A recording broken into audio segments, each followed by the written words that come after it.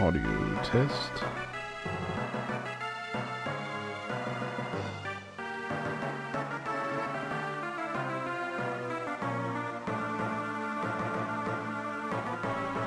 One, two, audio test.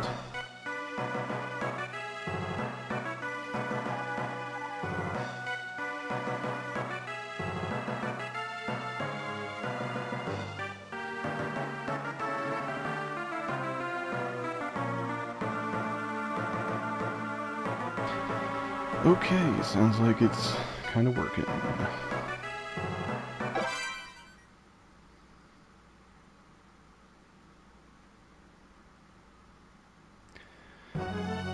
So, this is Castlevania Aria of Sorrow, and it's part of the Advance Collection, which is a re-release of all the Game Boy Advance games on the PlayStation 5. I'm actually going to let it run through the opening sort of demo.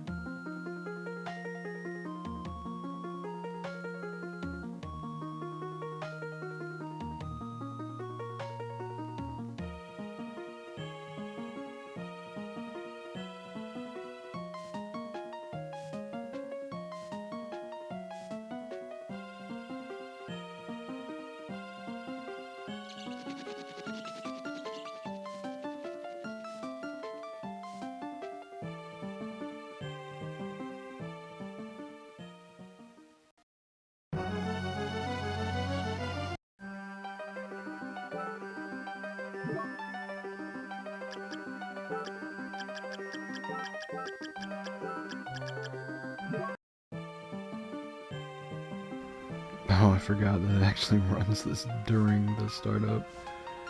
Oh well. But this is one of my favorite Castlevanias. See, as somebody who grew up playing things like Mega Man, where you got, you know, weapons from the bosses, and it was always exciting to do that, and this kind of says, well, what if every enemy gave you a boss weapon kind of thing? What if every enemy gave you their weapon or a power or something? And that's pretty great, in my opinion.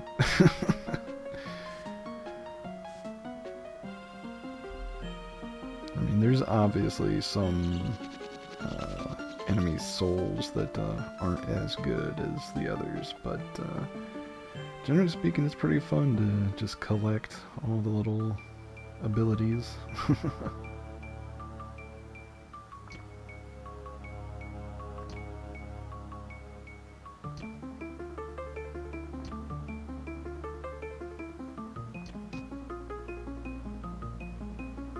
You notice that this has the classic Castlevania character art. I say classic, but I think that this style of art started with Symphony of the Night.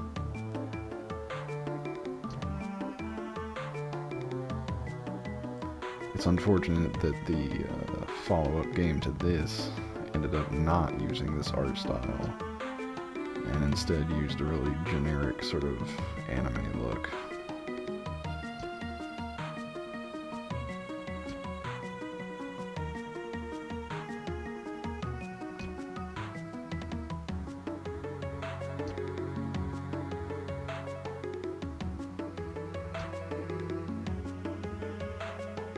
We're inside the solar eclipse.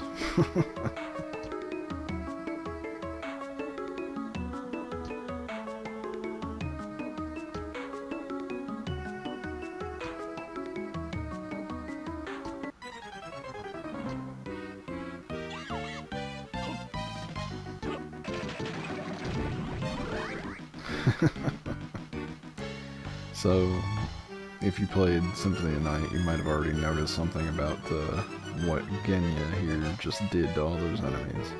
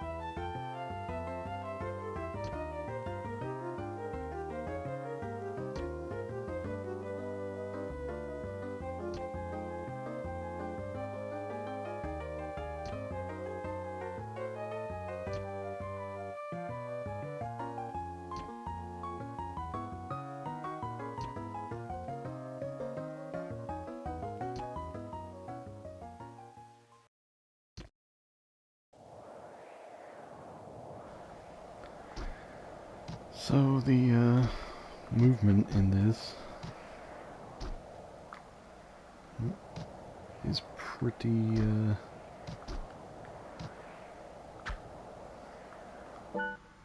oh, I forgot this has a special sort of secondary menu because it's the advanced collection. I just have to remember how to move and attack. So all your movement stuff is locked behind souls and such, relics, kind of like, you know, Symphony of Night.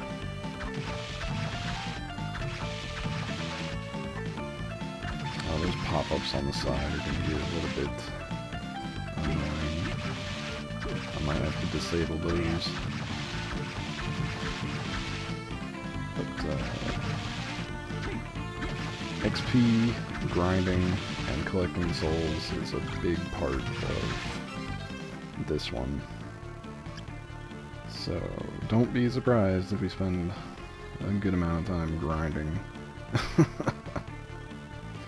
I know some people don't like it, but it's kind of necessary to get anywhere in this. These controls are a little bit backwards for me. I'm not sure if I can customize them or not.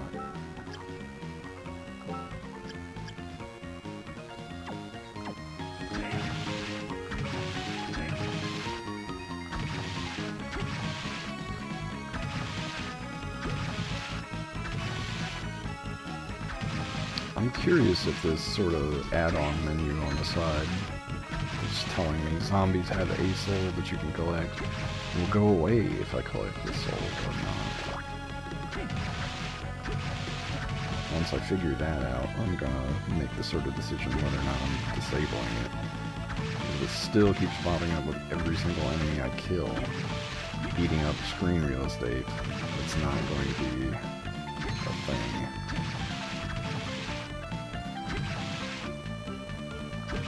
These guys are not worth very much XP. They do drop some beginner gear.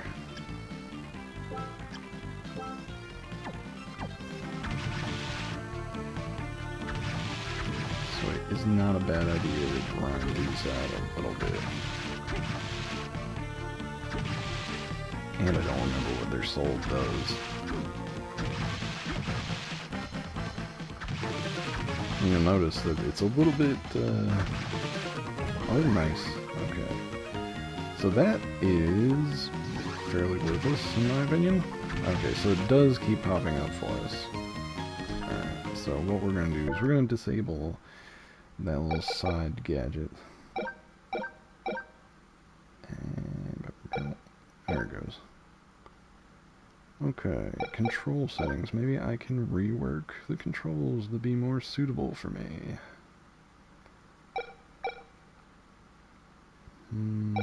Let's see.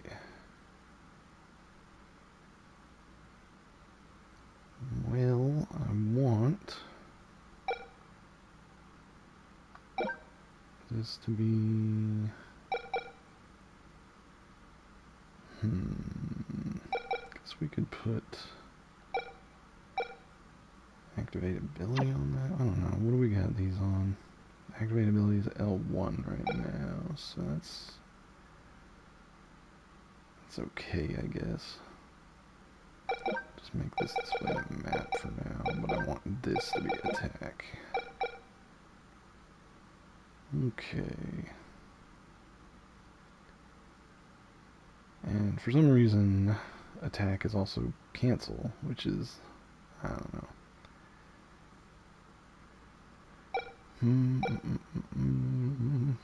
Oh, there's a rewind function in this. Huh.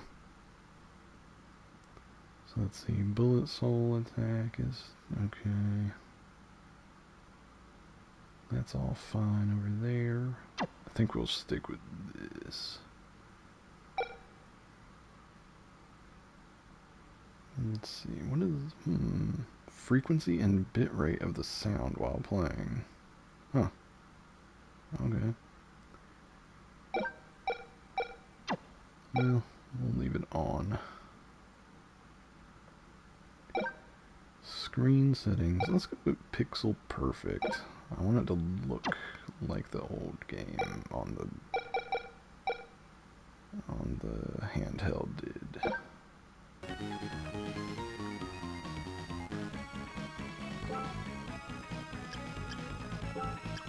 May as well equip this. We don't have anything else on.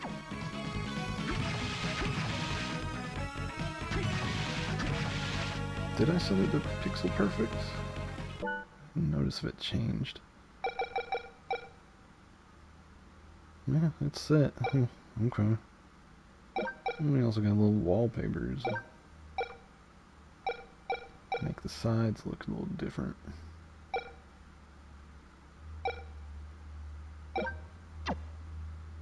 Take a look at that one. Sure, why not? For now. Maybe we'll change it later.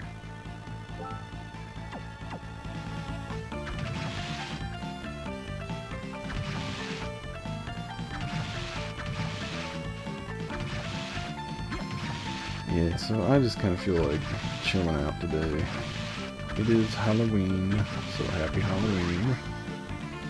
But I'm also feeling sick, so my throat is kind of hurting. I might not talk as much. I'm kind of rough. Had a doctor visit today. It was not great. Had to get up early and go in there and thinking about changing doctors. Thinking about changing doctors.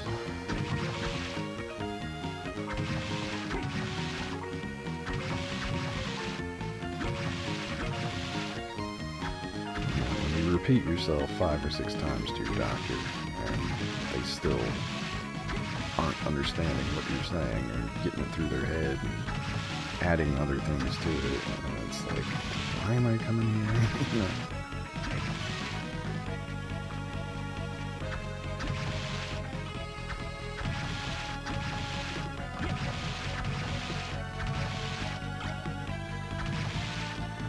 And we block off the Zambinos. Move on. I don't think we can jump that. Nope, not yet. We got a level up, and we got starting daggers, so that's fine.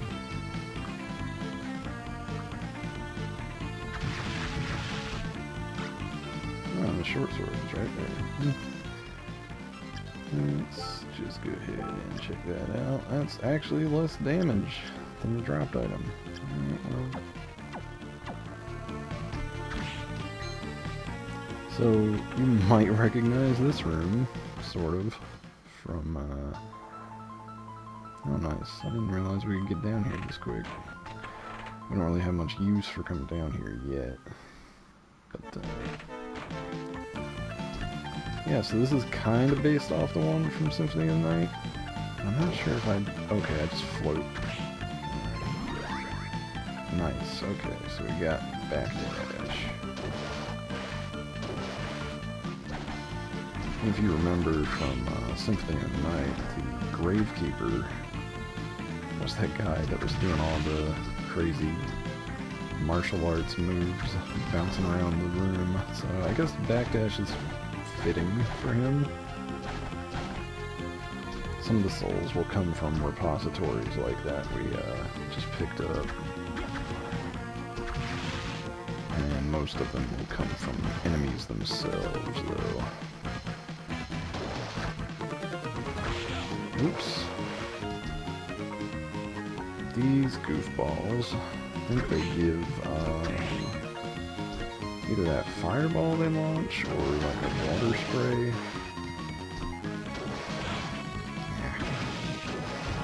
Okay, yeah, it's water pistol, which is odd because they don't do that. They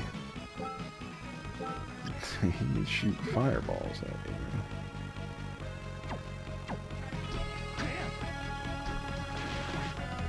So now we can use a water gun. It's not great. And it's going to be kind of garbage until we leveled up. So I'm going to switch back to the winged skeleton thing. Pretty much all the souls have really weak attacks until you get some levels in them. Alright, bat. Supersonic waves. So here's winged skeleton. It's actually fairly decent for a starter soul. Let's check out bat. Do we squeak at him? Yes, we do a little squeak. Probably not very good. I imagine it's got some utility. I'm gonna use it as a shield to stop attacks from above.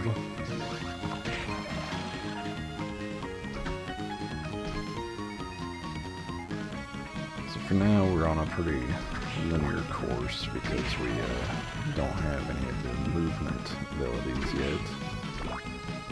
Let's see if oh yeah, that is actually kind of handy as like an emergency shield mode. That's a boss door. Definitely a boss door. I'm not going in there yet.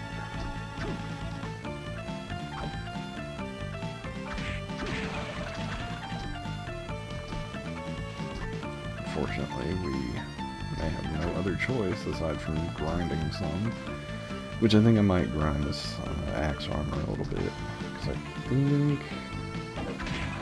it might drop something decent. At the very least, it's got the soul. Unfortunately, we don't have a luck mode bonus this time around. So actually getting drops is probably going to be a little bit more of a grind than anything. Which is fine, I suppose. I did go into this thinking I'd play it for a good while. So, we'll see.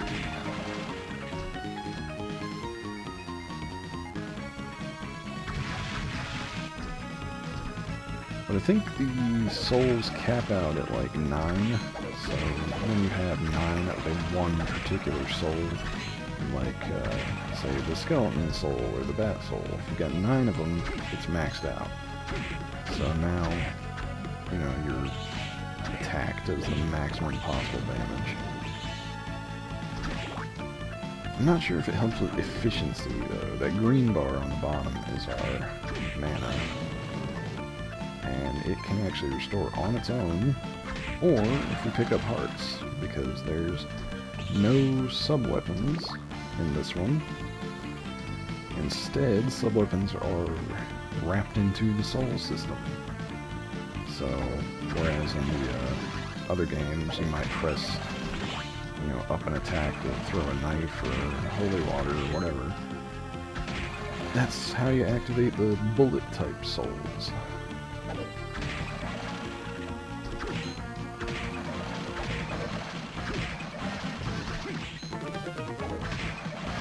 some of them, once you get into level 9, actually completely change how they function. So we're at a skeleton right now. Gives us a throwing bone. Later on, that bone might turn into a giant crossbone.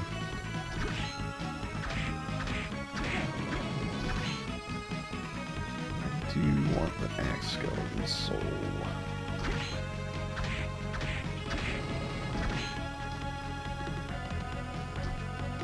So we are going to come back and forth. Grind that out. Axe armor. Give me your sword.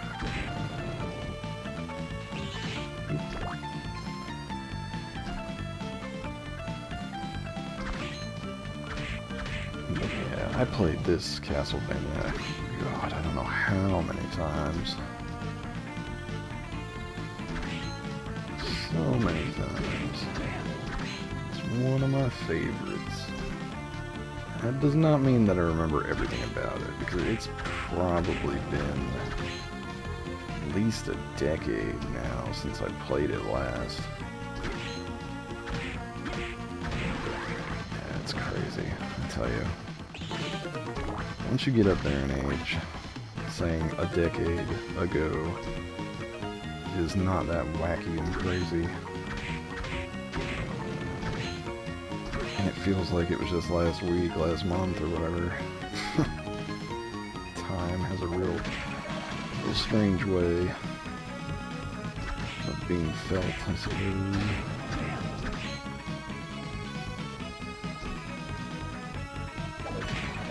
Like I remember when I was a kid, it felt like, you know, a minute was like a frickin' hour. And eventually that evened out.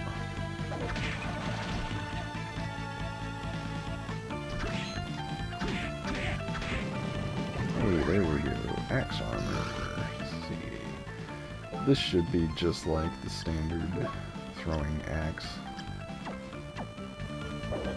Oh, no, actually it's not. It's more like the cross from the other games. Wow. Alright, my mistake.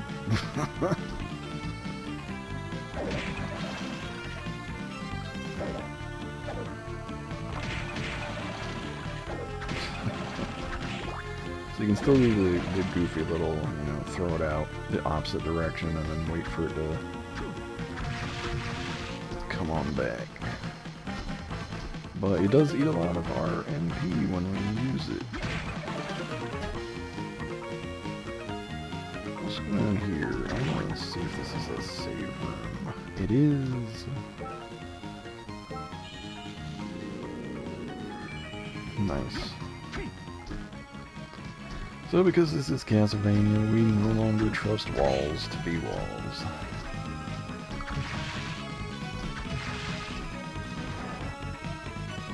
But because this is Castlevania Aria of Sorrow, we can actually get a soul that's going to tell us where the breakable walls are. And I'm probably going to keep that one equipped the whole game. Just to save me time. Well, we're going to go ahead on in here and fight the first boss.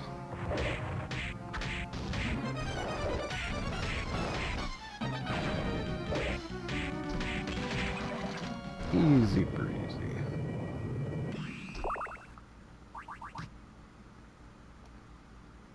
Alright. So what do we got here? Castle Map 1. Okay, nice. And the other save room.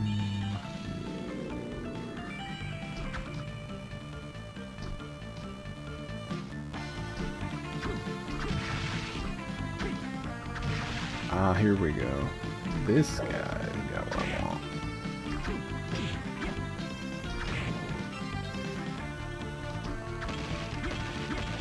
Actually, maybe I should. Never mind. I'm gonna check in here, see what we got. So that little eye guy has a very handy dandy soul, and if we're lucky, we'll get it quick If we're not, we're going to be grinding at it for a little bit. Because that's the one that's got the soul that lets you see the breakable walls with ease. Since I don't really want to attack every single wall, just like I did last time when we played Symphony of the Night, we're gonna fail to attack this thing a couple times. God dog it, what is wrong with me today? Alright. So we're gonna bop this thing a few times.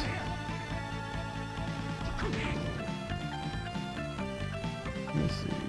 So, I don't know if I can just use bat to destroy it quickly.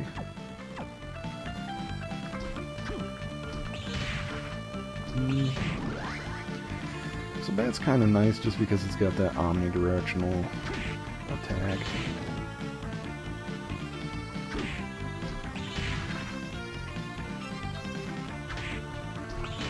It's not something that's gonna carry us all the way through endgame, but, you know, it's nice early. Eventually we'll get weapons that have a much broader sort of attack range, so that'll be nice.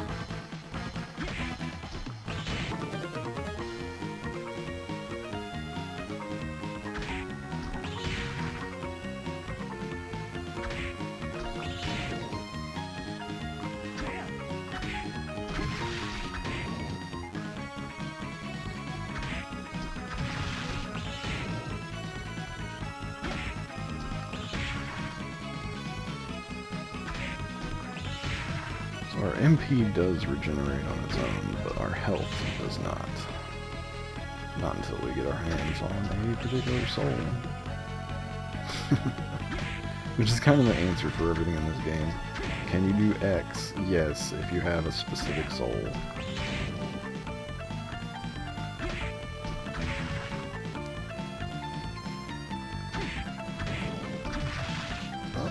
Bat upgrade. So soul damage is not just based off how many you get, but also off your basic statistics.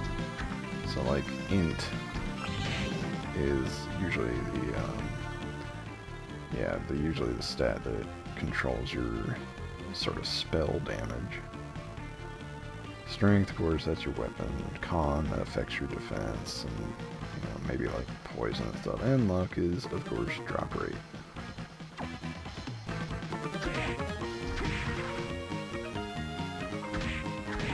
Unfortunately, I guess the peeping eye thing just has a pretty miserable drop rate, so. But grinding it down now will save us time later. So we won't be checking every single wall as we progress through the castle. Just added that. Looking for orange. Orange is the color of this guy.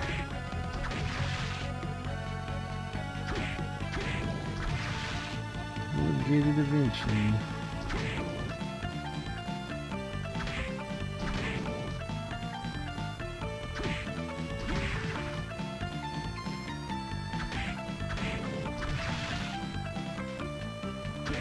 So since this was a Game Boy game, the music and stuff is probably not on par with the CD-based platform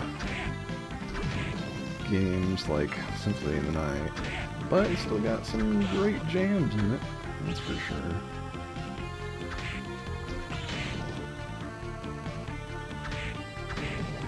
And they did come back around and do like remastered kind of versions.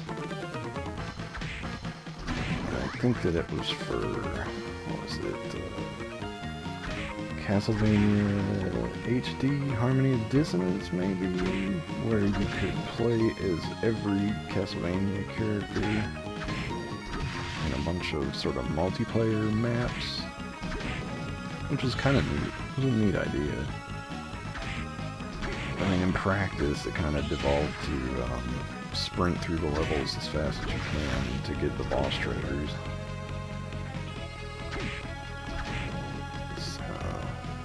Hey. Nice.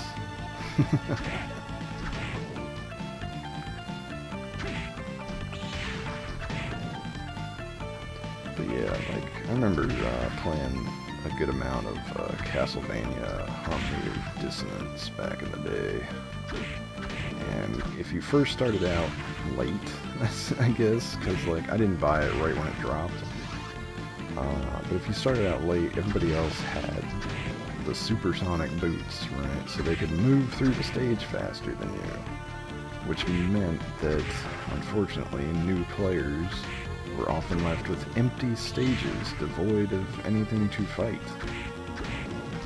And everybody else was already at the boss. And it was just a question of, well, when am I going to get to the boss to pick up the loops and, you know, through the stage and all that. So, it had some flaws. It was by no means a perfect game, that's for sure.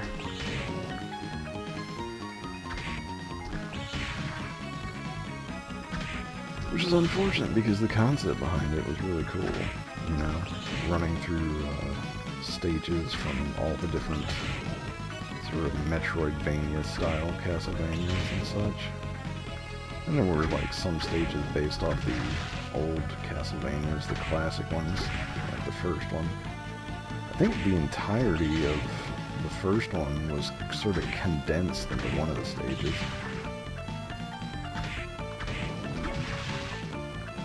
Which was kind of neat, because you get to fight all the little pixely bosses on your way. Pixel Dracula.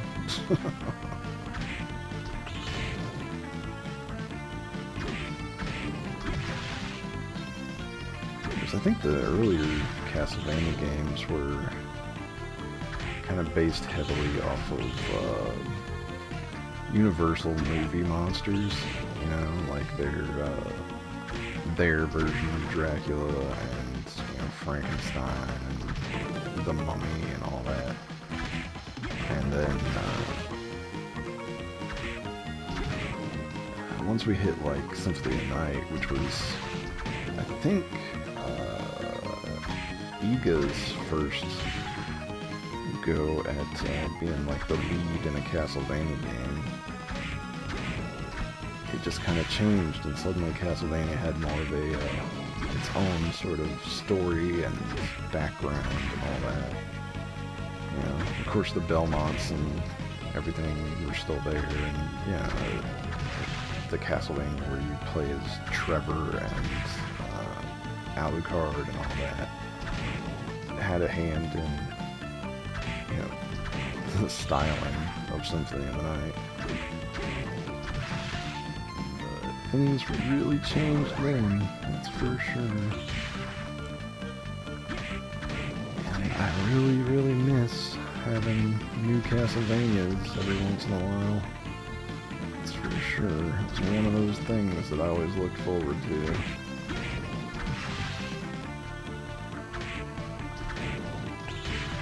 I do know that Ego went on to, after he left Konami behind, he went on to create Bloodstained, which was a sort of Metroidvania, you know, similar to all the other ones he worked on. And it was good, you know. But, the only other Bloodstained games I've seen so far have been just like the retro-styled ones. And I'm honestly not really huge on the original Castlevanias as much as I am on this style of Castlevania. There is some zen to be had in this kind of little grindy grind.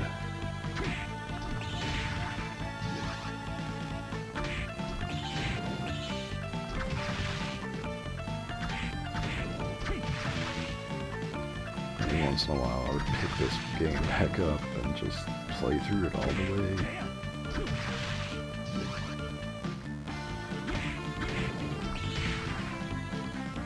We are getting some Bat Souls here too, so it's not terrible. It's at least something.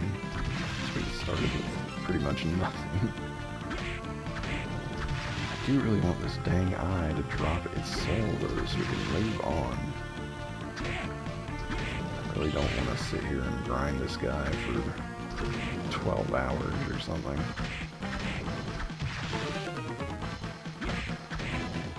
We are getting XP.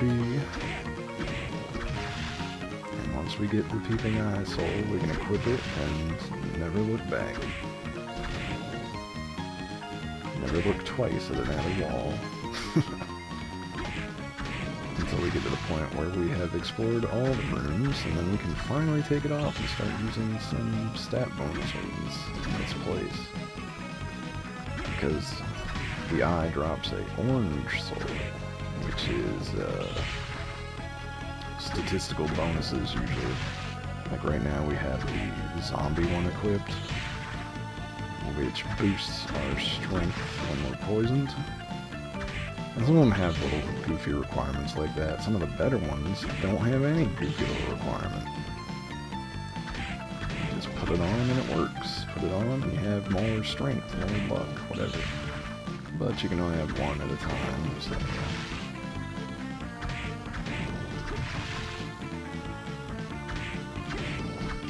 And the statistic bonus goes up the more of that soul you have too, so... This is probably, while it is my favorite, it is definitely the grindiest of the Castlevanias, I think. Simply because the soul system wants you to have 9 souls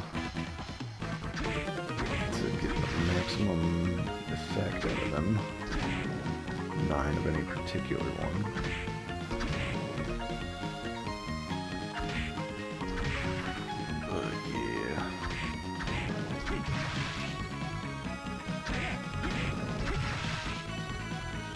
Any day now, we'll get it.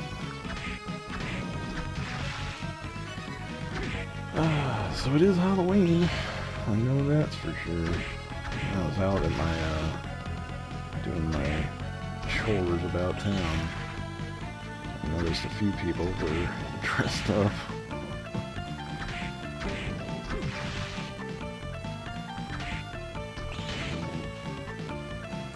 See very many people run around in costume, but I did see like a couple wearing their costumes to work kind of thing.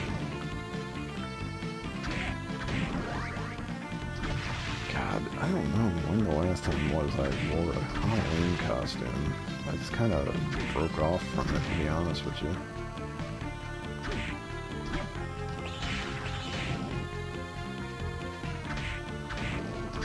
Like, I know some people though, like, Halloween's their favorite holiday, and they'll, you know, dress up as kids every year, and then they'll go on to dress up as an adult and go to parties and stuff like that. I've never been that kind of person, though. And part of it is my standards are too high for any costumes that I could feasibly make. Right, right. Yep. I do like the grind, honestly, I'm not gonna lie. I like the number go up. I like number go up. Yes, indeed. Pyramid Head? Yeah. You could do, you could do the James bonus DLC Pyramid Head. Where they gave James a pizza box pyramid head kind of thing. Although I think somebody actually did a pizza box pyramid head as a sort of joke, and it became a meme online or something, where the guy was like wearing a pizza box done up as pyramid heads, sort of pyramid, quasi-pyramid. And he also had on an apron and a big spatula, big pizza spatula.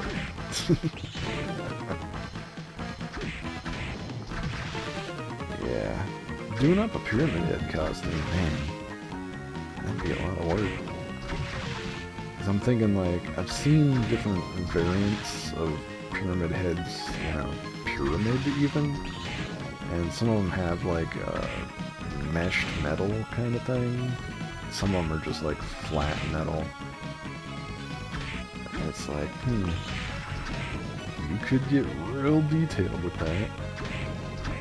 Although, you know, a thought occurs, and that's like, what if you went the opposite direction and you just did like a PS2 pyramid head, where it was like all your gear was low poly, like you just used cardboard that was folded into the polygon shapes that were accurate to the game, and then you paint it up, trying to match the colors from the model in the game. It'd be fun.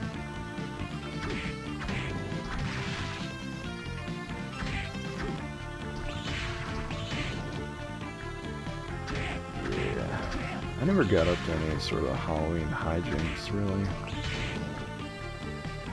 My leash was always too tight for such things.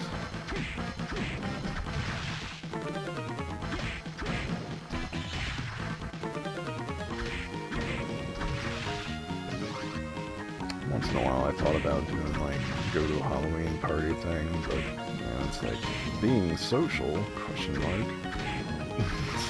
Not I.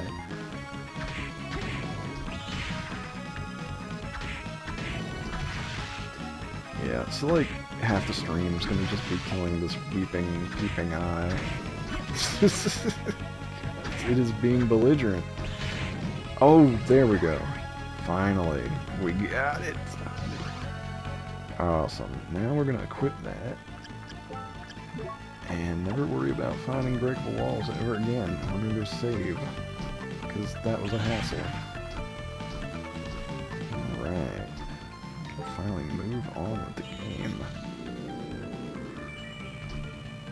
And not have to worry about missing any breakable walls or attacking every single wall we see.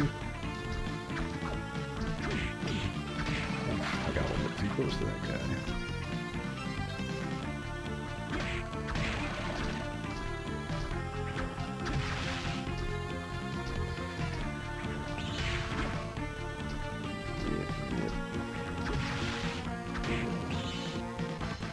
Oh god, I thought he was revving up to do an attack. I actually think that I can't get all the way. Nope. I'm gonna need a specific soul to get across there. That's fine. That's gonna be part of this whole thing, is figuring out where we're allowed to go and what we need to get up there. But that's Metroidvania for you, baby. Like this water. Like, clearly we can go deeper.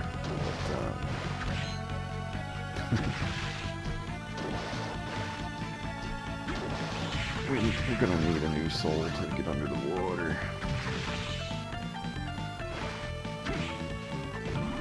There we go.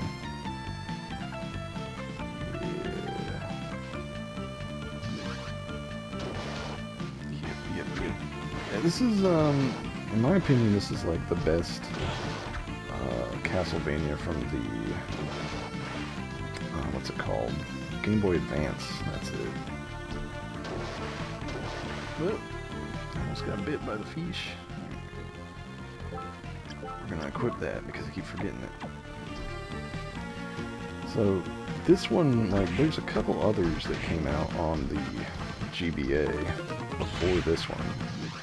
And you can definitely see that there was a graphical improvement as they went on.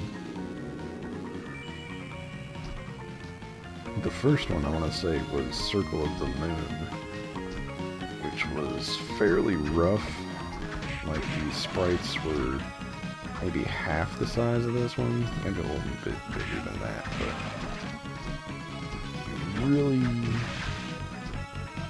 really had a small character on the screen, which, you know, gave you more screen real estate for, you know, doing stuff, playing the game, but the downside of not having this sort of art quality.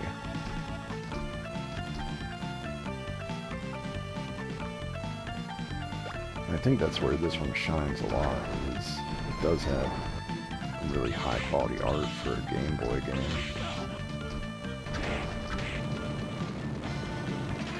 The second one that came out was a little bit better. It had spriting that was about this size, but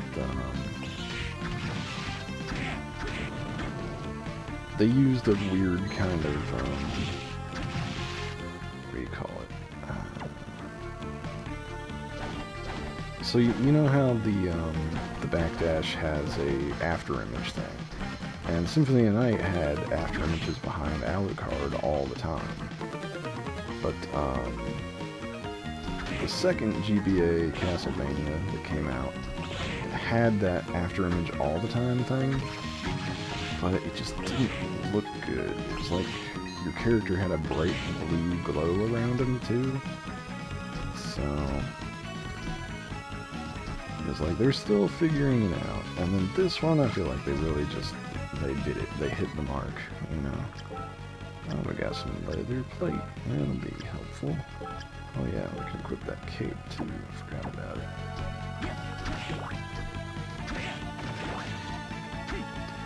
Now, Soma does not have near as many, like, sprites as Alucard did. Most detailed man in sprite gaming. But he still looks great for the GBA, that's for sure.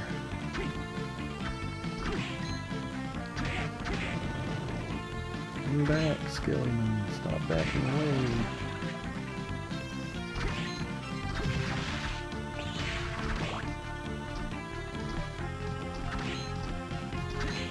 Now that I got the peeping eye, I don't have to bop every single wall. Feeling good about that. This flying armor that I picked up, it's kind of like a long jump, sort of. It's just drifty. You know, when you hold it down, you'll drift.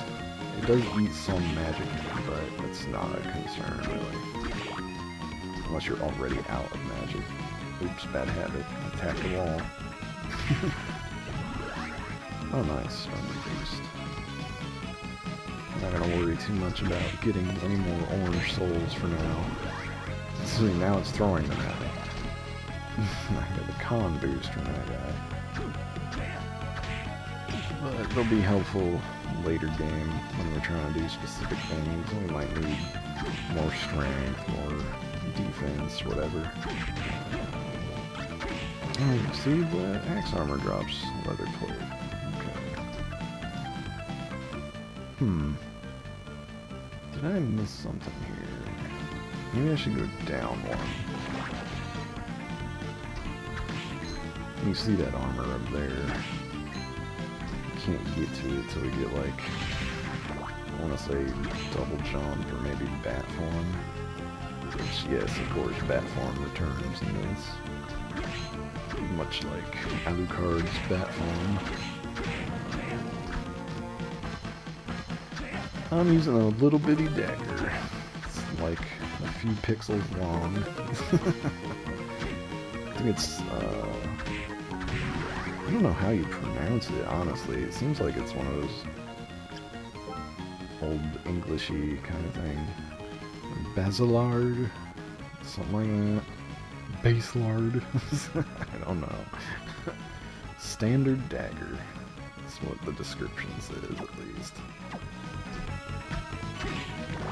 But I haven't found anything else that really does comparable damage to it yet. One of the zombies actually dropped this early on. I think the zombie soldiers can drop a better knife.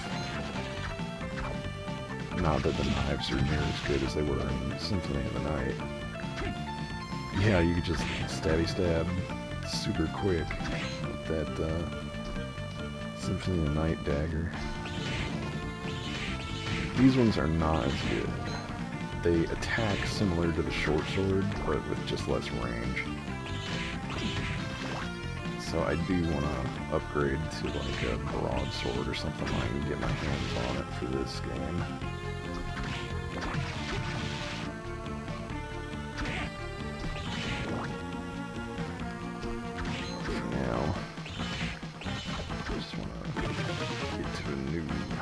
save zone. So almost a half hit points. Goofing about.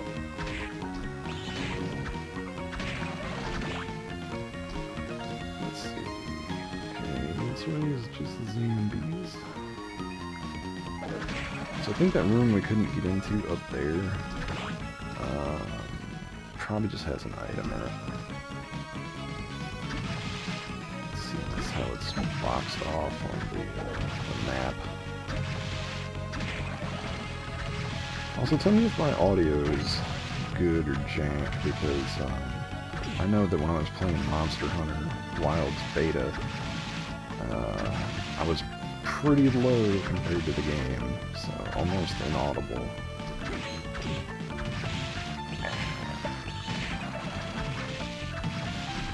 Which, I mean, you know, not super ideal after I went ahead and got a dang microphone arm for my nice microphone.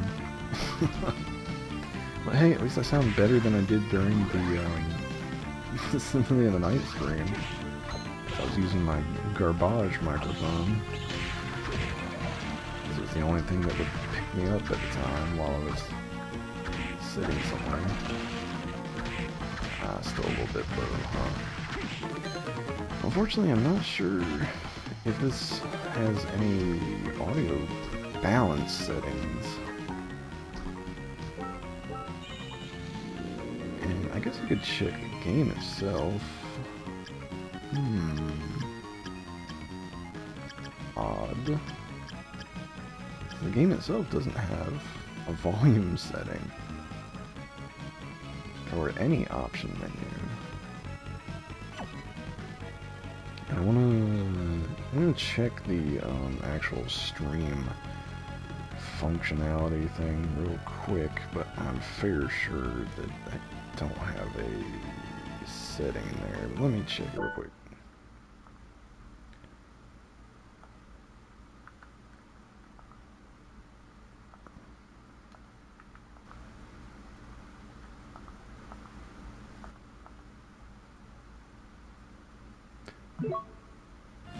Okay. Yeah, this game is on the PSN. I picked it up for 10 bucks. Okay, and I changed my audio setting a smidge, and it was just the only thing I could really change was the mic level. So hopefully that doesn't cause any sort of nasty background sounds like my air conditioner or anything like that. Because I live in the South, and I'm not going without air conditioning. Ah, combat knife. This is what I wanted from these guys. So yeah, that's just the straight upgrade. It's a visual upgrade too. And it's a little bit longer, I think.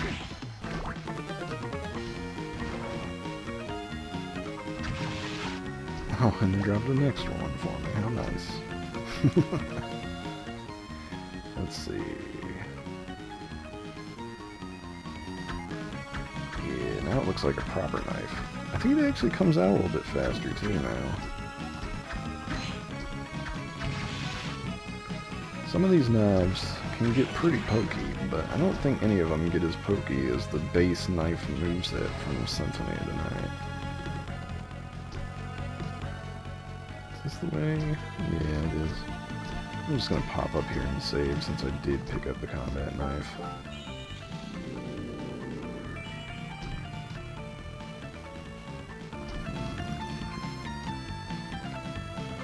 Right. Oh, right. Story time.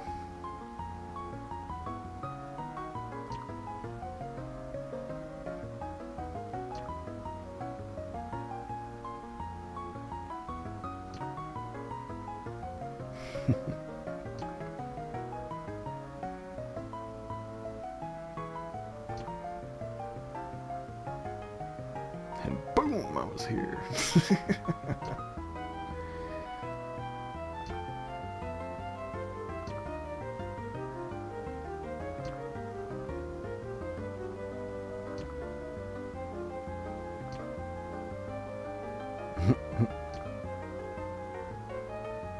Oh, in theory, yes, his castle is in Europe, but the true castle exists somewhere else.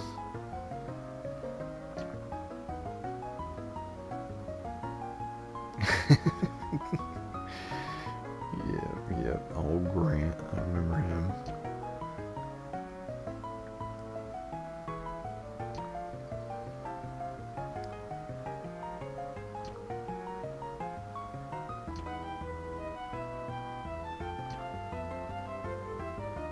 I do like the story of this, I'm not gonna lie. Yeah, every mafia boss knows about Dracula's castle. Are you kidding me?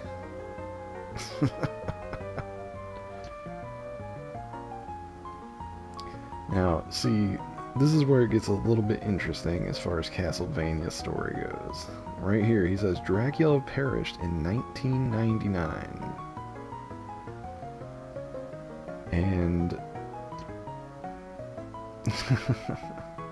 that's like the Symphony of the Night Dracula that you encounter in that. That's what they're talking about, is Dracula. So he's gone from the series now at this game, as of this game. For the most part, you know. At least as far as the timeline goes. I say this because I know that in the one of the later, as far as release date, Castlevanias has Dracula in it, but it takes place, you know, before 1999. But this kind of set a sort of a date and time on when Dracula was finally defeated, and that was in 1999 for this series. And they ended his regeneration cycle by sealing his castle, the symbol of his demonic power, inside the darkness of an eclipse.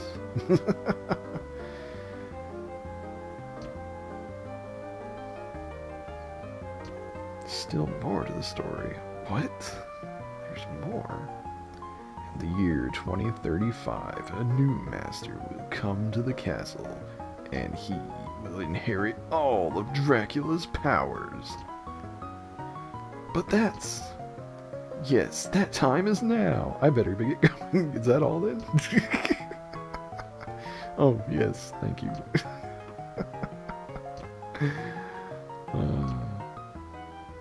So goofy. Dracula 2099. Shutter shades and neon lights. Let's see. I guess we can go back to the way Graham was. So this game does have heavier story than some of the other entries, which I like. I like it. I do really like the story of Castlevania. It's fun. Of course, you know, some of the entries have, like the, I want to say the N64 entries and,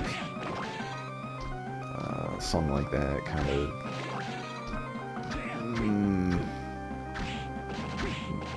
yeah, the storyline in those is not great, but I'd say that the ones that Iga himself had a hand in are pretty good, story-wise. And they should be. I mean, the man... he basically just, you know, was Castlevania for a long time. And he's one of those kind of slightly eccentric creator types. I'm gonna check up these stairs before I go on.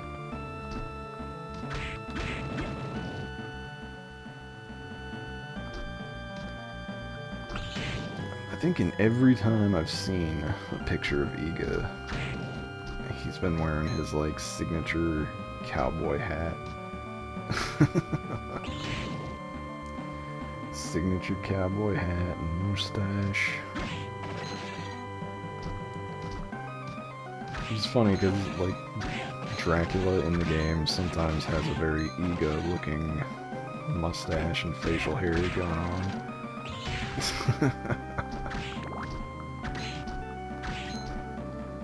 He even appears in Bloodstained as, like, a DLC kind of boss.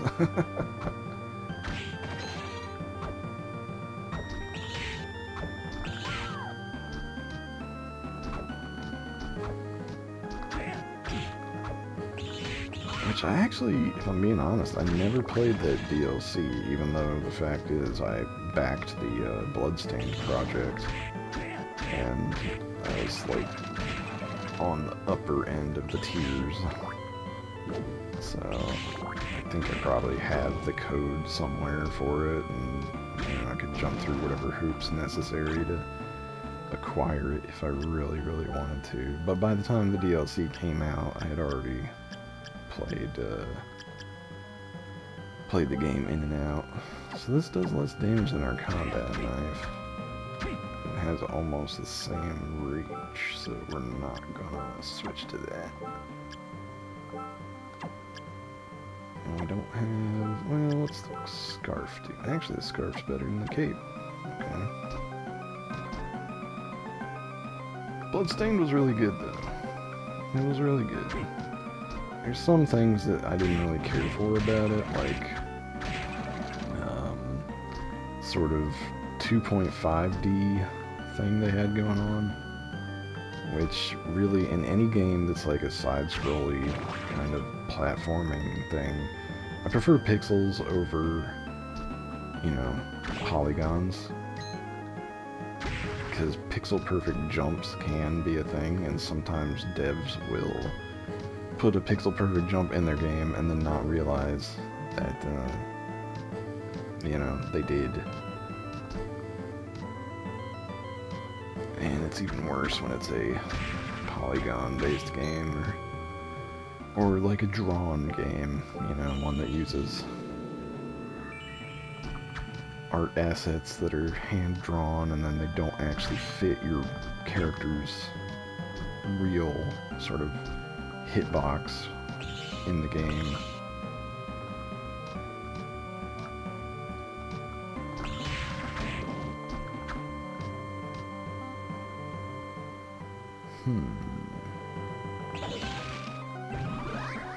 Okay.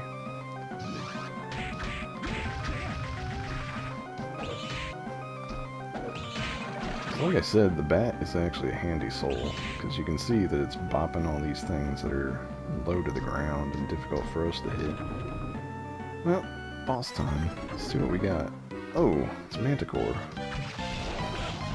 Oops. I might get owned.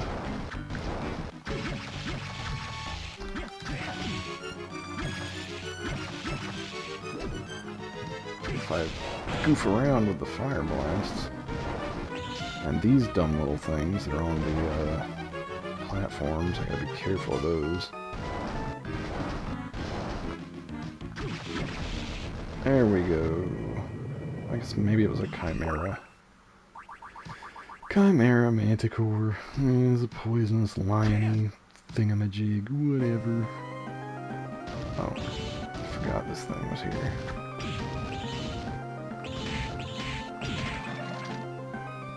I'm actually gonna climb up here before I move on and check out what's up here. Okay, see how that that section of wall up there is flashing? That's the peeping eye soul that we've struggled for a while to get. So I don't have to hit walls to check them anymore. I just have that.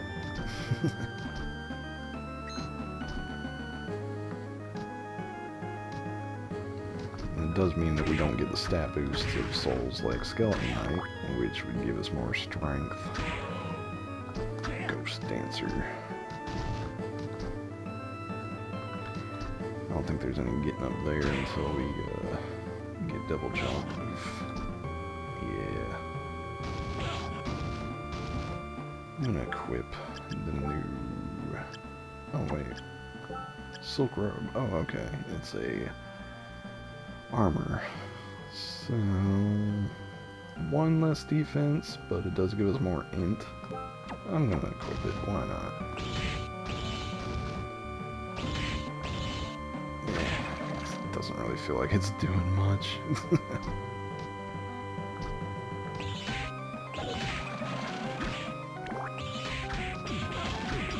Ooh, got stuck on him. That's a hazard you gotta watch out for sometimes, and this one is getting like pinned on an enemy. Because it is very easy to do and then lose half your health bar goofing around. I do kind of like the health bar in this game. Like, you've got the bar represented, you know, your health percentage basically, and then you've got the number off to the side. It's a pretty good design, I think.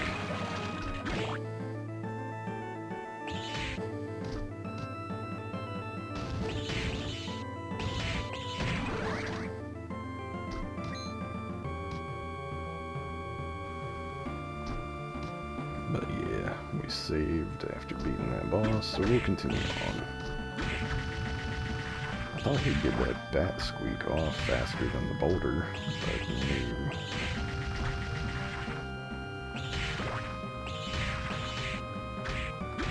It is handy though. The bat is coming in real handy. Just for being omnidirectional.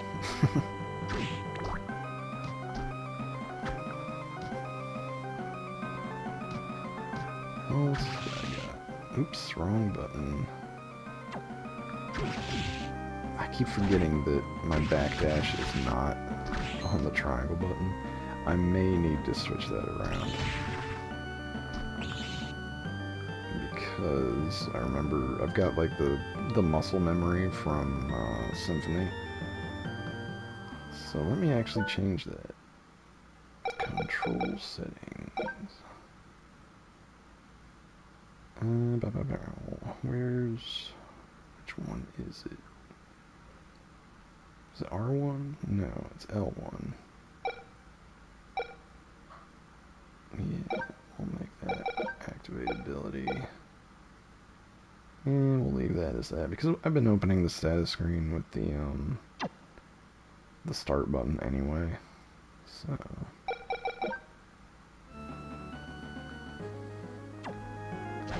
there we go.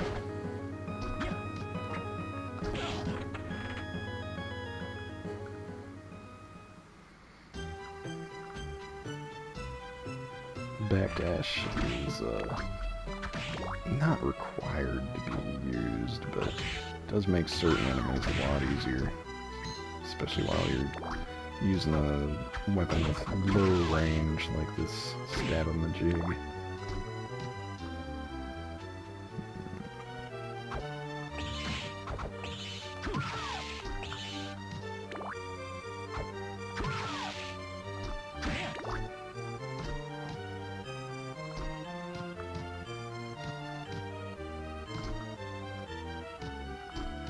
Was there no walls in here that were breakable? That's surprising.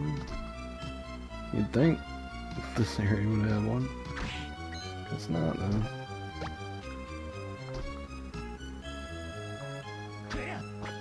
Oh, he throws knives, I forgot.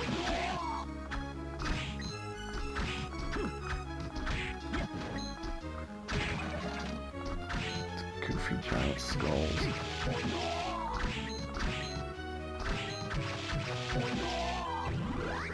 Okay, yeah, so that's like the classic knife throw.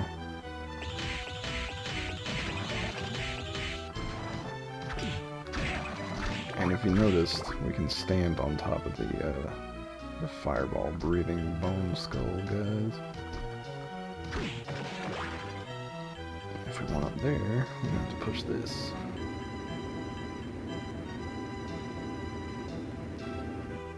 But I want to say there's something down here.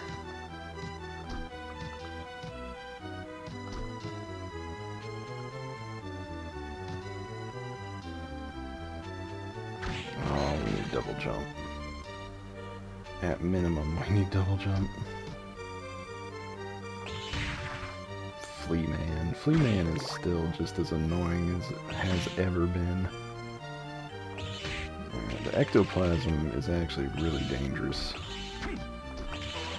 because it curses you, and I think in this one when you get cursed you lose all your MP, so you cannot cast anything.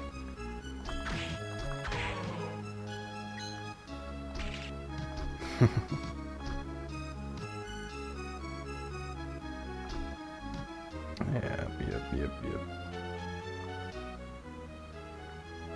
I think I'll go back up his way. So I'm kind of skirting a little bit close to getting killed.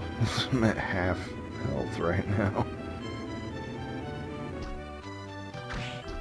So, oh, I still need a double jump here. Alright, well, I'm gonna head back now.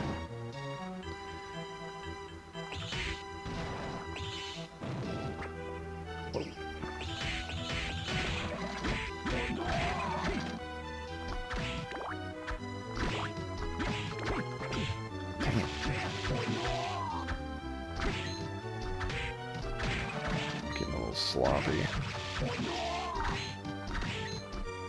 To be fair, I think it's because I'm hurting a little bit.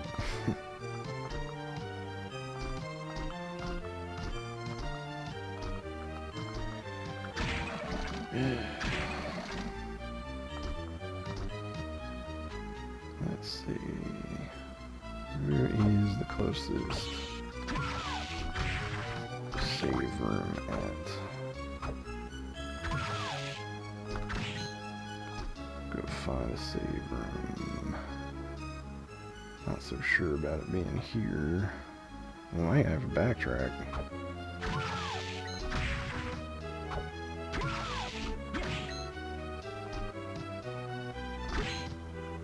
So I'm not big on risking drops and souls, honestly, with going into uncharted zones. Oh, that might be the save room right there. Maybe. But I think I need double jump to get to that one.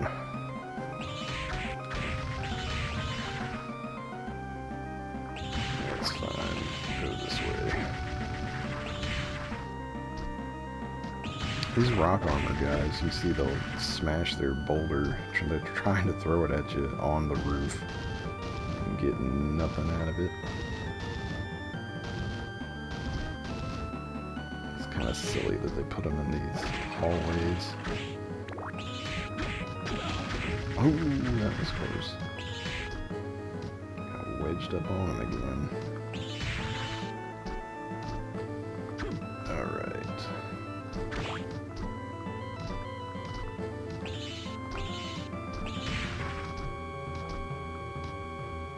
There we are. So I don't think Manticore actually gave us anything. Let's take a look here at our souls. Our bat is at level 9. Unfortunately, it does not get any super awesome upgrade, I guess.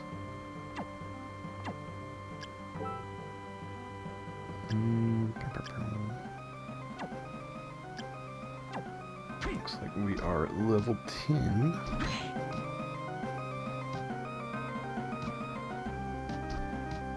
Alright, back we go.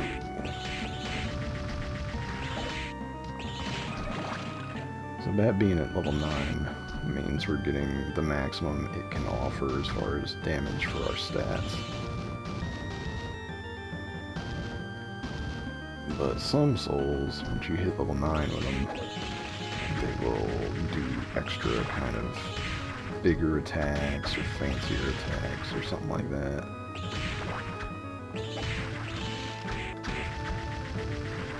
Right now it's serving us well as a omnidirectional shield attack. Shield slash attack.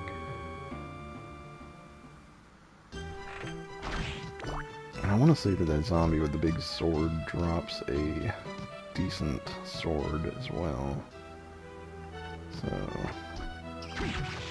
that's certainly an option to go back there and grind it. Some drops out of him if we really wanted to.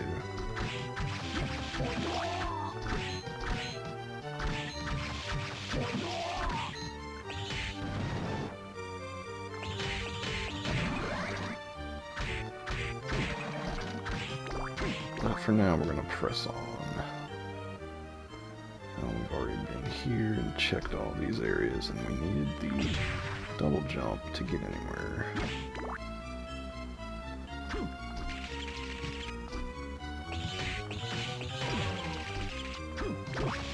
And there are, like, elements and weapon damage types in this, so some things will take less from certain attacks and more from others.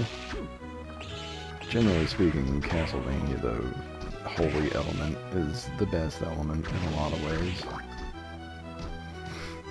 It makes sense, I suppose. Ah, we got cursed. You can see my mana bar is, like, bottoming out right now as the curse persists. It does give up pretty quick, though, which is nice. Because I remember, I want to say Symphony of the Night curse just felt like forever. And that one, it kept you from attacking. And this one, it just eats your mana. Oof. Ah, here's a breakable wall. Very nice. Although there's just a piece of fruit in there, which is fine. It's healing, I guess, if we ever need it.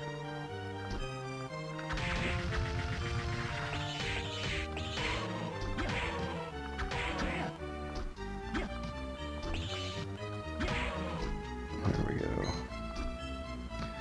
So money in this game, you can actually buy things once you get to a certain point. Oh, I forgot that he backs up.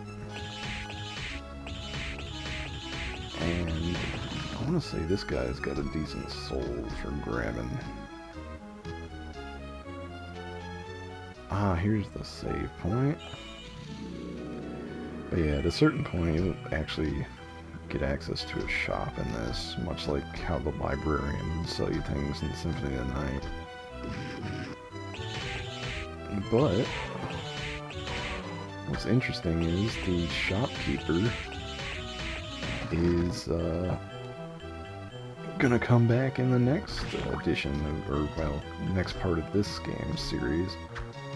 So I want to say Dawn of Sorrow, but we'll talk more about him once we actually encounter him.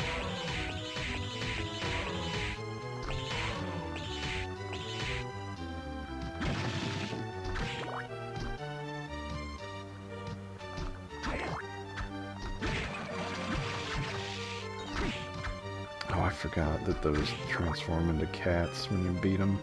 Oh hey, new character. You're Soma, aren't you? You must be him.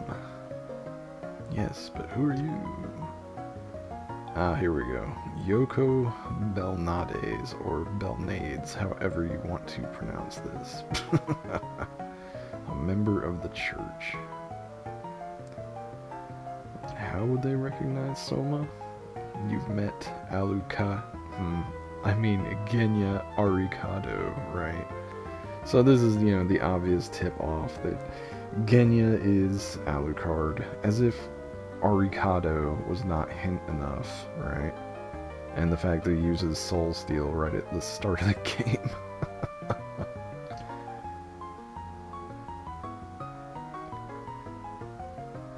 Yep. So, Yoko is a descendant of Sypha, and, who was in the same game as Trevor and Grant.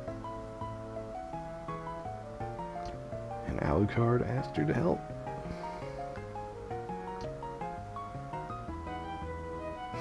He may seem cold at first, but he's actually quite a decent guy. And here we go, another little story clue. He may be looking out for you because you share the same dark powers. Even Soma sort of picks up on it and says, "Did you say my powers are dark?" You didn't know that? Well, I mean, Soma, come on, you are kind of picking up the spells and stuff from monsters.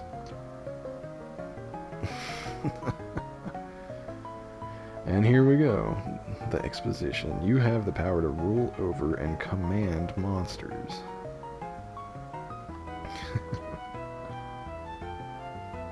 comes as naturally as breathing for you, so you may not realize it yet. And though she called it a dark power, that doesn't mean it's evil. It's like a weapon. Its user decides whether to use it for good or evil. Although, let's be honest, most weapons get used for evil, one way or another. You're not peeling many fruits with that combat knife, buddy.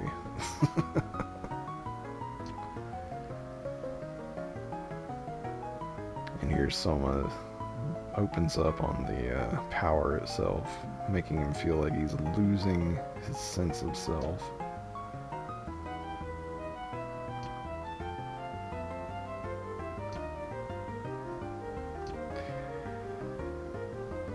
And this actually has multiple endings. Kind of like how Symphony of the Night had, you know, there was like a bad end if you just went in there and defeated Richter.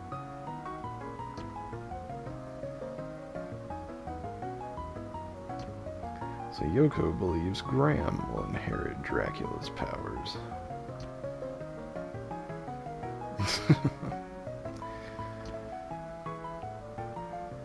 Don't be fooled by his appearance, he's not who you think he is. I don't know, he kind of seemed sort of slimy. But maybe that's just post-watching JoJo.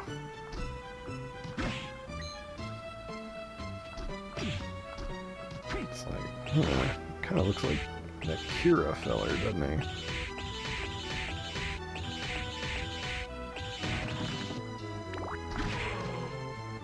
So it's a little bit more tedious to kill those Catoblepas things by jumping on them and then using the bat. But the problem with those monsters is they back up every time you hit them. So if you're standing behind it, it's going to back up into you. Which means you're going to just take damage. And it's just kind of a hassle. So I'd rather perch on top of it and cast. Oh yeah, this is a little minor puzzle here. So when you look away, it opens up the gate. So you just gotta backdash through.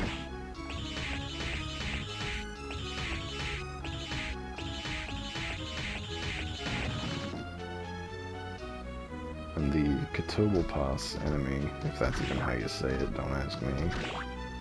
It's probably some mythological creature. It's got a soul that lets you petrify things. Oh, here we go. The whip sword. I'll take that. Oh, it's actually not as strong as the... Well, we'll goof around with it for a little while. It does have a rather extreme range. It's got a bit longer of a sort of recoil time, though.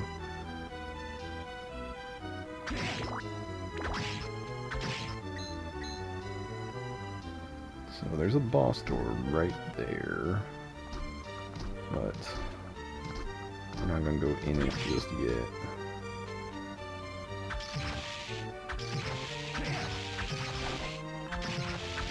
Yeah, this range is actually pretty handy. I might just use it, even though it's not as strong as the little stab in the jig I had. Oh, there we go.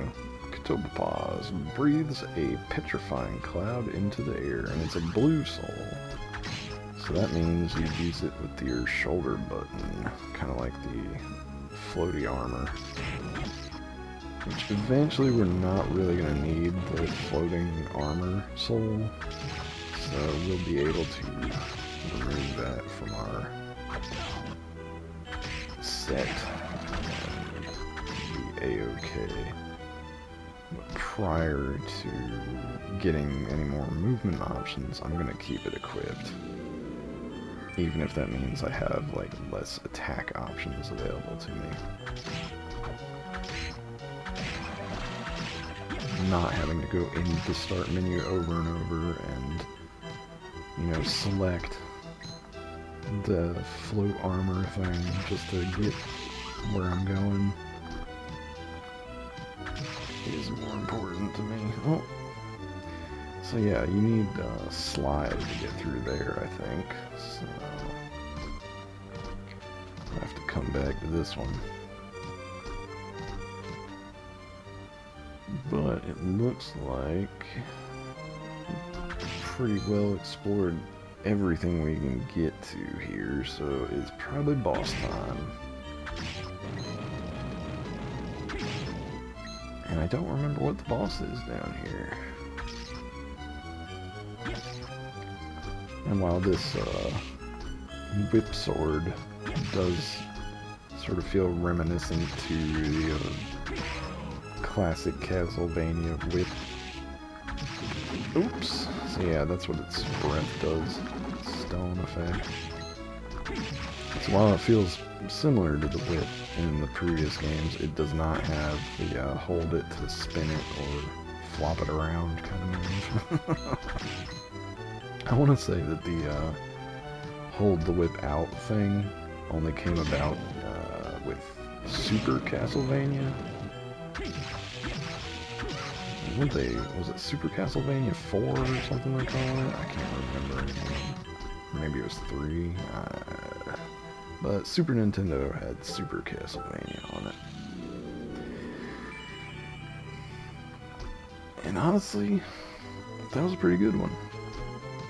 As far as the classic ones go, I like that one a lot because it did introduce the hold the whip out mechanic, which meant that you could effectively use the whip to block things like a shield.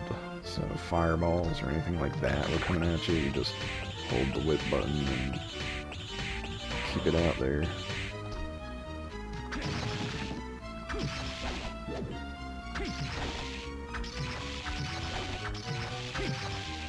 I think Minotaur, does he drop a strength one?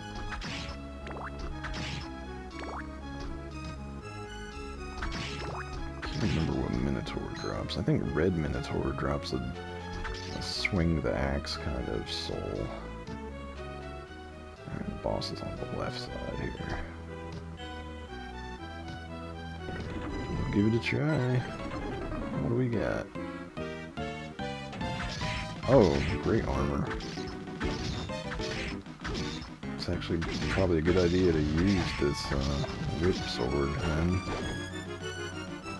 Otherwise, we'd have to get right up in his kneecaps to do anything to him.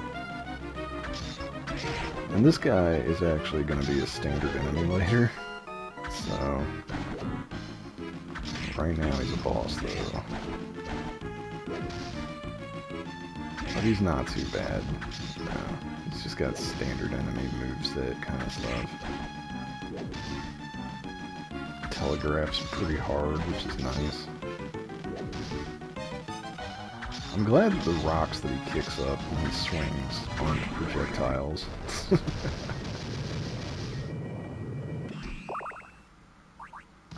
There we go. Oh, hey. This is Hammer, the shopkeep.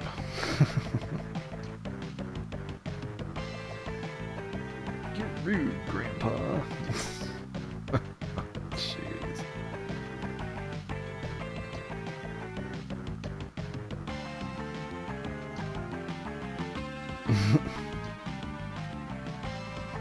So he's a military guy, but he's decided to ditch his mission.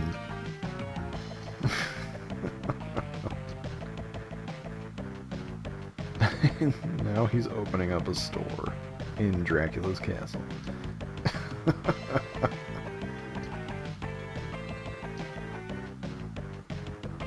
So now we can go back to the start of the game, and Hammer will be there hanging out with everybody.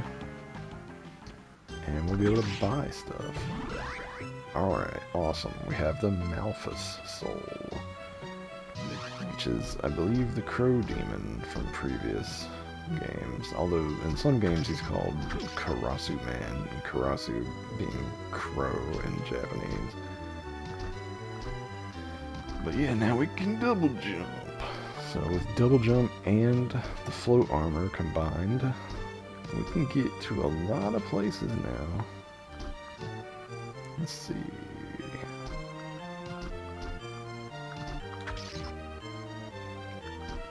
So, float armor will slow our drop, and double jump will allow us to get all over the place. Feels good to get double jump back in a game, you know?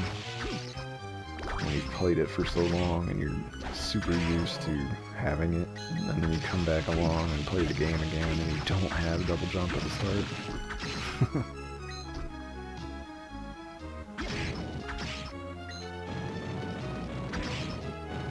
Feels nice to have it again. As far as those like little witchy student witches or whatever they're called, I can't remember if you have to defeat the cat that they transform into to get their souls, or if you just defeat their normal form. I want to say you have to actually bop the cat that she turns into.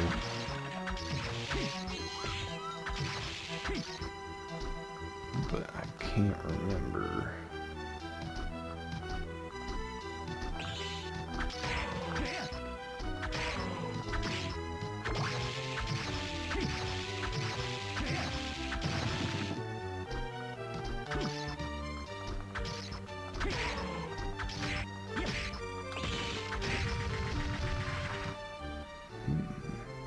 I think I already explored all this up here, yeah.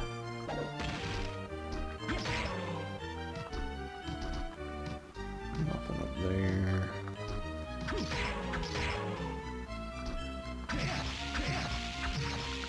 So I'm actually in the danger range for that thing's stone breath, but it backed up enough for me hitting it to not be a hassle.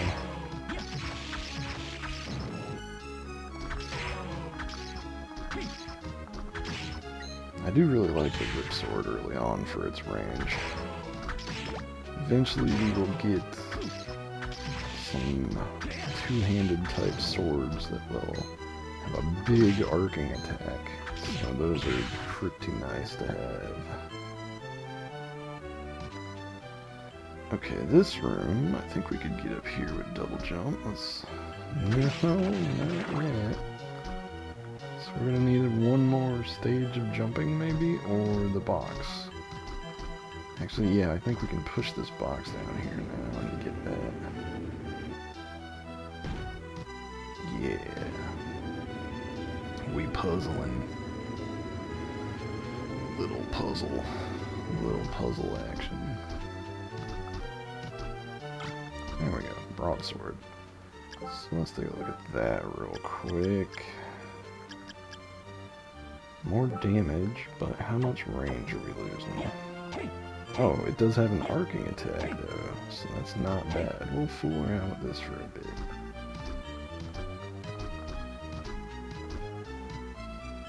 For now, we're gonna come back in to move the box back to where it was.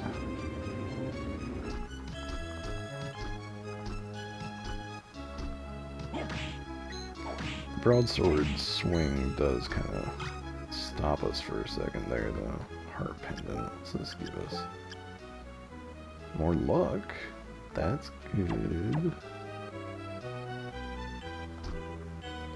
It's, you know, we lose a little bit of defense or con or whatever, but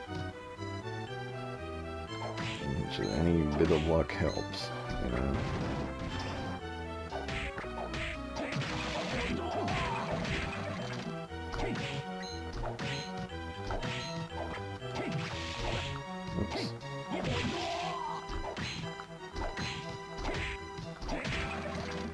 So yeah, like I said, the broadsword does have a longish kind of recoil on it. And that's unfortunate because it can actually stop you from moving forward. So if you swing it in the air and land while you're still in the animation, it stops your momentum.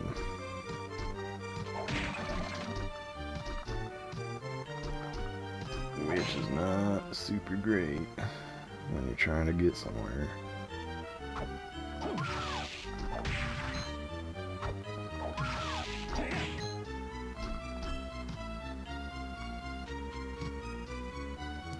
was over here. I don't think I checked this way. Okay, so you didn't have to defeat the little cat she turns into, I don't think. Nope. Okay, good to know. What's this? A Bastarde Sordo. Let's see what this... Oh, this is just... Is this just a weaker version? No, it's like a... Functions like this short sword, but longer, I guess.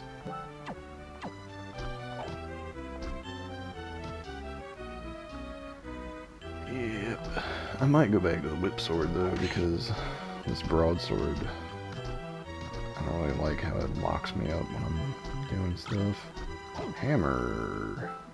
That might be an option. It's more damage. It does have a long animation, though.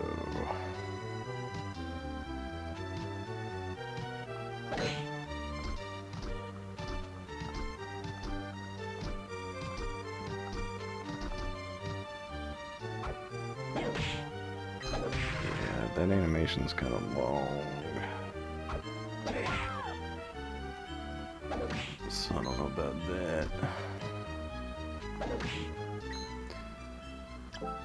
I think we'll just go back to using the whip sword. Actually, I'm going to take this opportunity to grab some water real quick. So I'll be right back.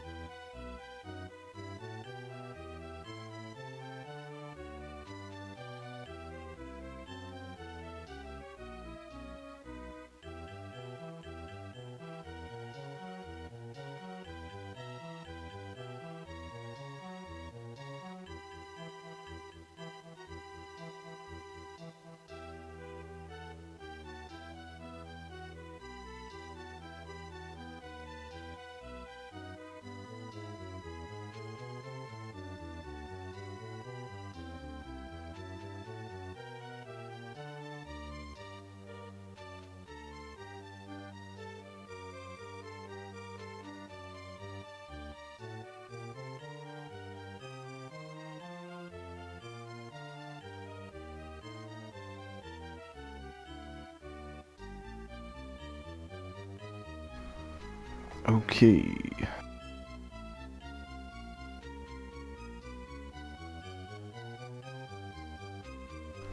Just readjusting my microphone. So, got some water. All good there.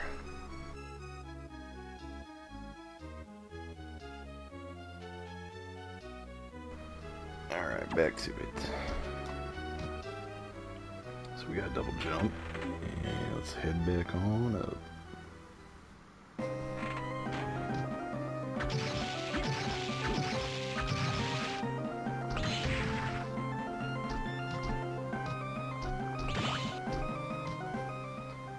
Oh yeah, so we can access this area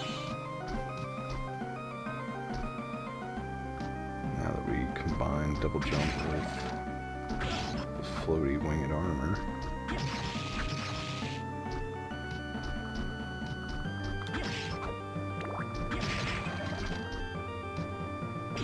And if we so desired, we could farm out the winged skeletons here, which was the first soul that you get in the game.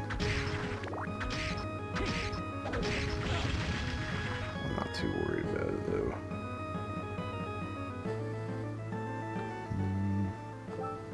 What are we working with here though?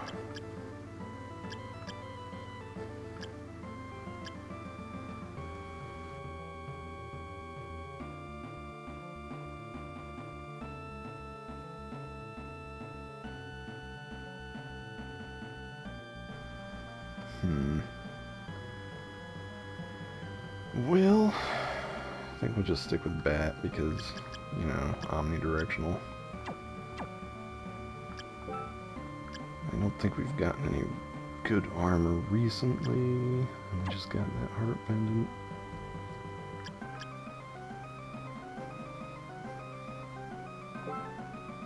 Oh, here's our relic style souls that we get. They explain them in here.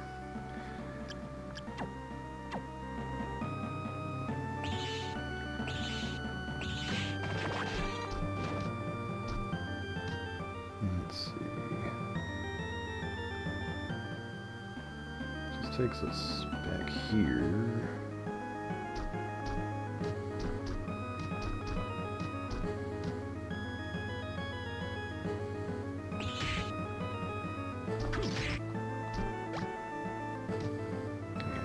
Little room with some anti-venom.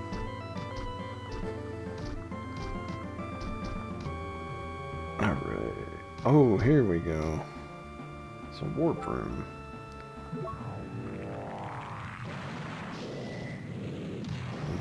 First one of many. Alright. So that one takes us back to the start.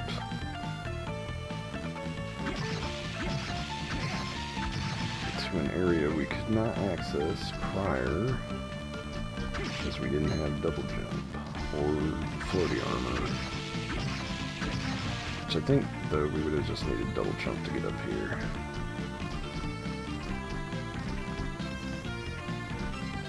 Oh, yep, we're gonna need probably bat form to get that sword over yonder.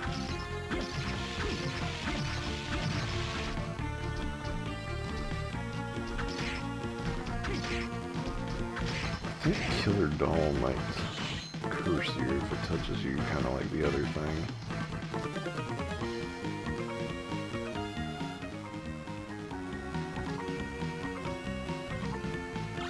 Oh, here we go. We got the punchy gloves.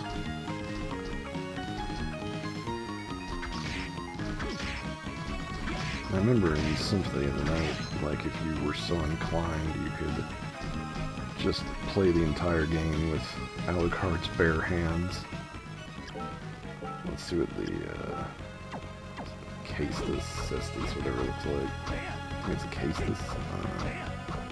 It looks like a goofy little boxing glove. Let's see.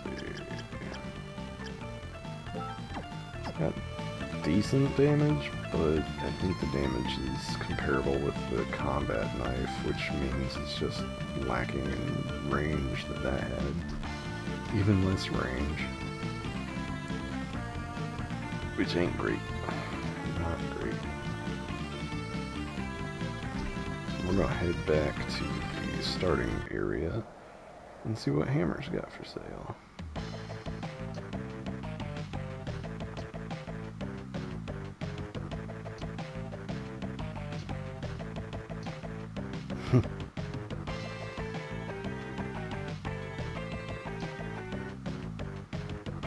Typical shonen anime protagonist.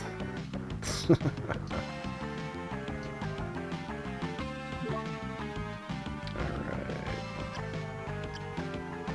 So, up there, it says keeping and the number. That's like how many you actually have on you. We already found Castle Map 1 right at the start, but we're gonna buy Castle Map 2. That's the main reason I came over here to talk to him. Alright, war fatigues. These things, I think they dropped from those zombie soldier guys, maybe. So I'm not gonna buy them though. But his inventory changes throughout the game, I believe.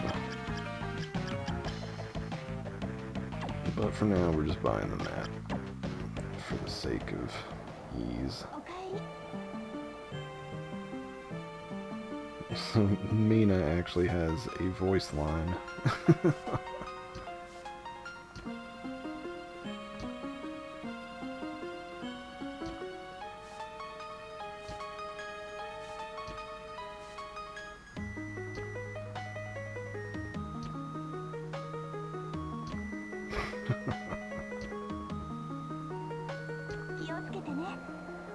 Okay, she has a couple voice lines.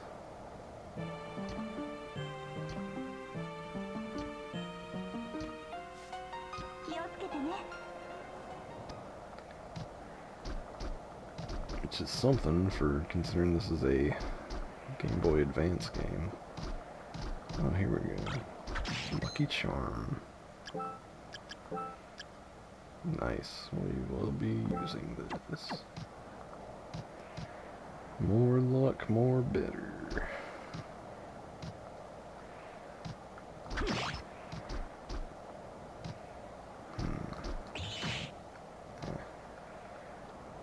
Can't remember if there's anything hiding around here. Of course, a lot of the time when it comes to vertical stuff, the answer is often come back with bat form.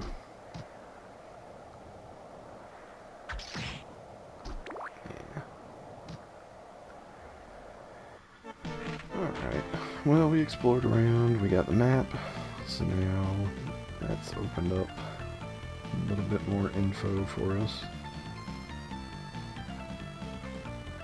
For now, though, where do we really want to go? That's something I don't remember. Map 2 is kind of a hint, I think, that we want to go up that sort of tower. As far as for making progress in the game. But we did not go exploring too far into the water section, which I imagine is probably going to be blocked off by the need for the soul that lets you walk underwater. But we can still poke our head in here and see what we're dealing with. Oh, we could have got a pendant. That would have been nice. Oh well.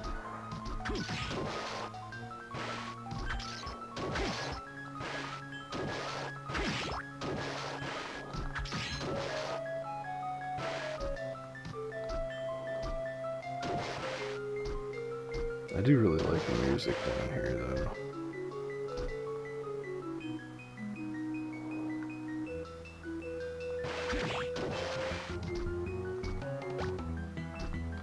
There is another soul, I think, that lets you stand on water.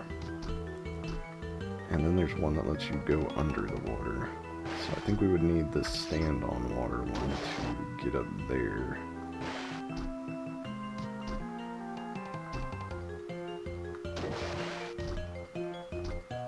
I don't think these killer fish creatures actually give a soul that's useful. I can't remember, but I want to say it's like a launch the fish thing. And it doesn't work on dry land or something silly like that.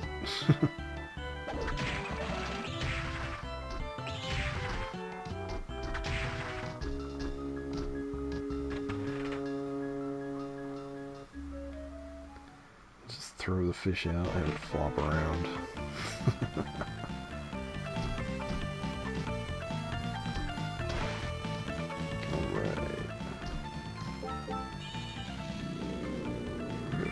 Save again, and we will move up, head toward that tower.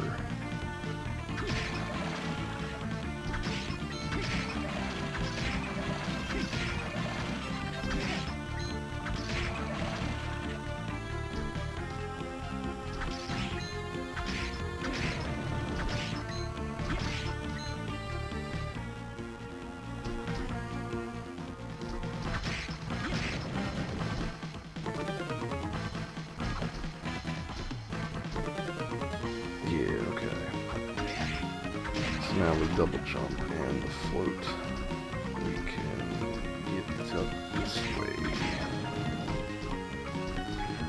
I did see the lance back there. And these enemies. I'm not a fan of these enemies because the higher you jump trying to get them, the higher they go trying to avoid you, so you have to lure them back down by just standing around and waiting. There's the lance. check that out real quick. Yeah, this is another one of those slow ones. I'm not really a big fan of using. It's got good damage, but it's gonna kill my momentum. And, you know, the whip sword does that sometimes, but it comes back fast enough that I can usually complete my jump.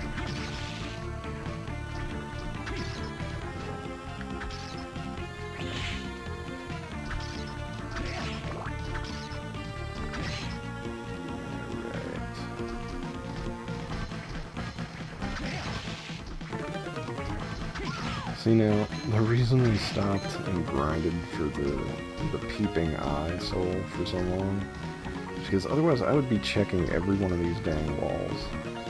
I would be just stopping and poking every single wall, just like I did in Symphony of the Night. Of course, in that you do have the fairy will tell you sometimes when it feels like it, if there's a secret wall. Oh, here we go.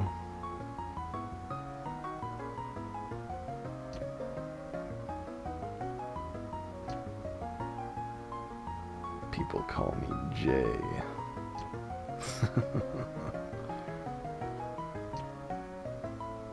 He has amnesia, and he was in an accident in 1999.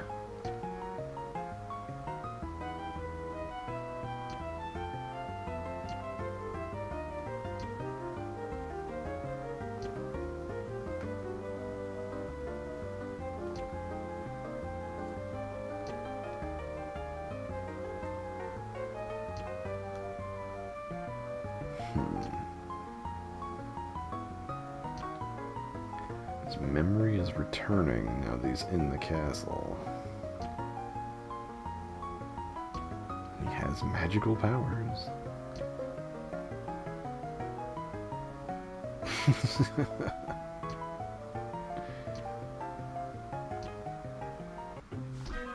New friends everywhere. I'm just making friends with everybody we meet in Dracula's castle. It's very, very lively place to come hang out and meet new people.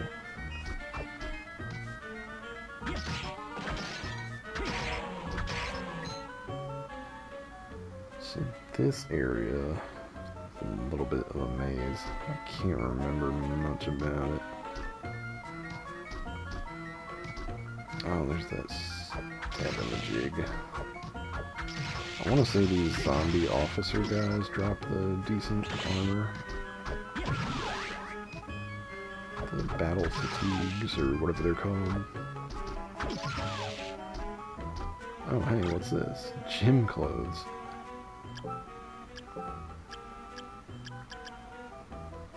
Okay, so this... actually a solid boost to my defense. I might equip it. I mean, I lose 5 int, so my only thing I'm really using is the bat squeak anyway, just to bop things around me. So it's not a big loss compared to not having the defense. Oh man, these things are... Okay, it's not a place to stand.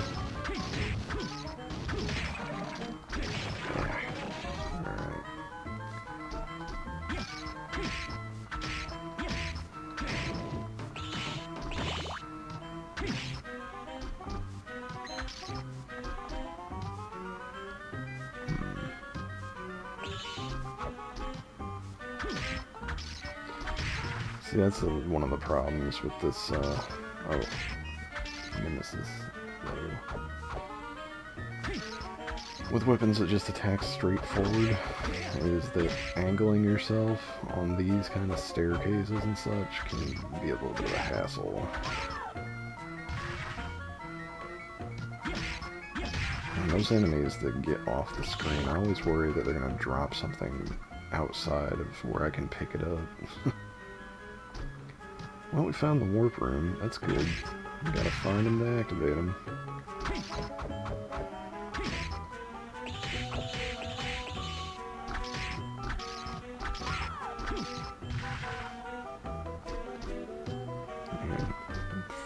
sword ghost. That thing's pretty tanky.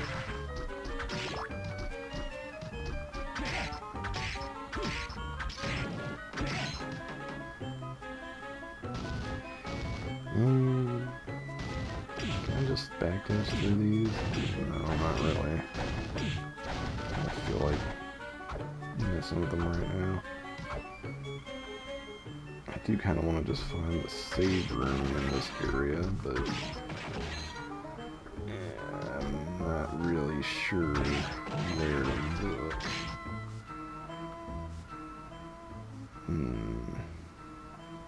Might be off to the side over here.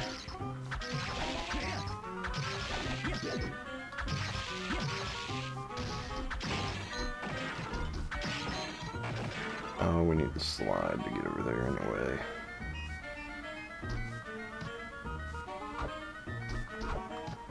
Let's see here. Might be right here. There we go. Save room. Good stuff. Alright. Of course, where you find a save room is often near a boss.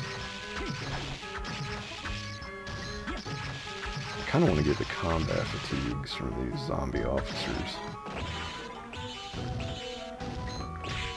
Yeah. These bouncy, skelly... There we go. Okay.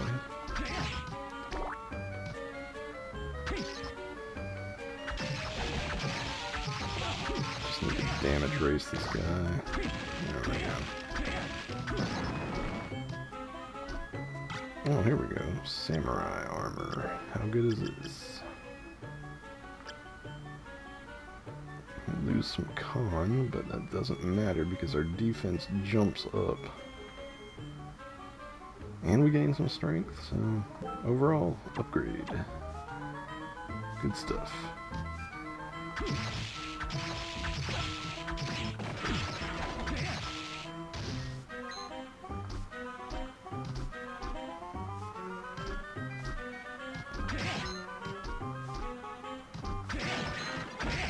Oh, waiter skeleton.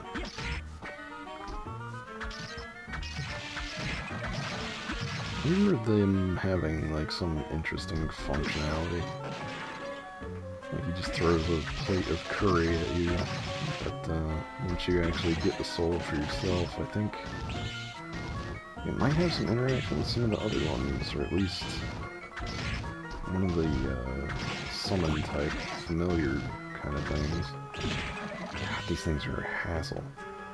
If I had something that I could attack upward with, not just the bat squeak, they'd be a lot less of a pain.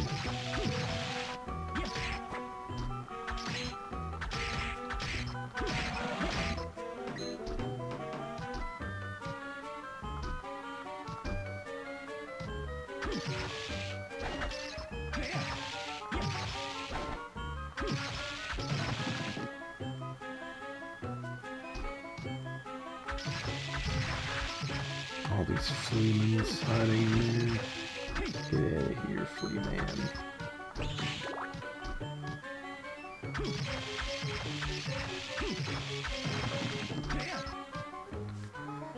Alright, actually I think I need that thing to be alive. Because you can stand on its back, right? Yeah, there we are.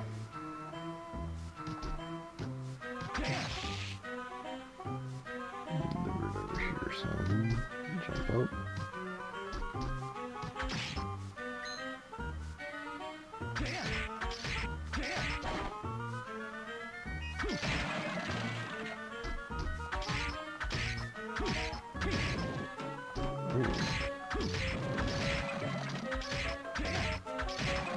So yeah, here's another don't kill all the enemies kind of situation.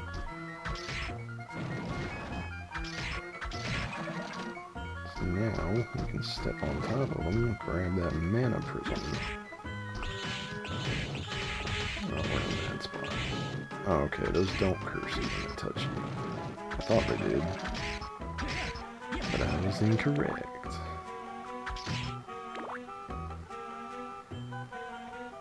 Let's see here. Alright, Alright, I guess we've explored all the top floor here. So we'll head back down, which is odd. I could have swore that there'd be like a movement type thing up there, but I guess not.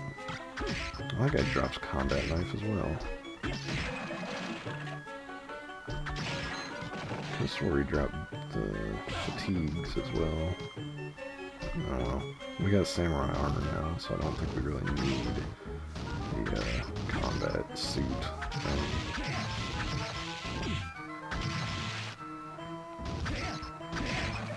There we go.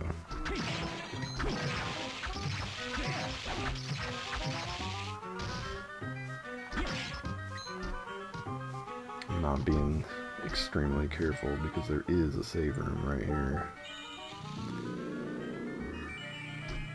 Alright, so we go down to the right. Check out what's here, I guess. Or I guess we could go down and around there, but did we check here? Yeah, we did. We need to slide to get through here, so I guess we're going back here and down.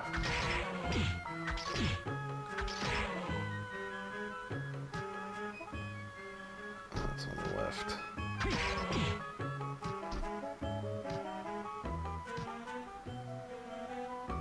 Okay, yeah.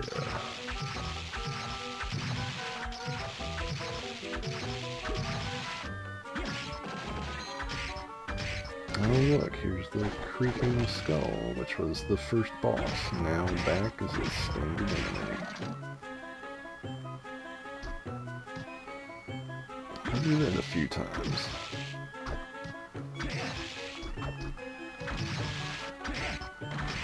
Wooden golem. Actually a dangerous enemy, because he does that wind-up punch. And he'll kick rocks at you, that's not great. But that wind-up punch can actually send you flying out of the room, if I remember correctly. So, not ideal.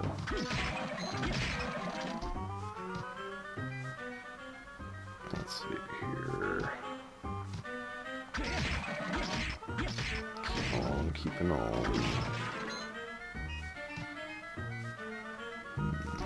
No secrets. I keep expecting there to be a hidden room, and there's not, but I do have the eye, so I should let go of that instinct to poke at the walls.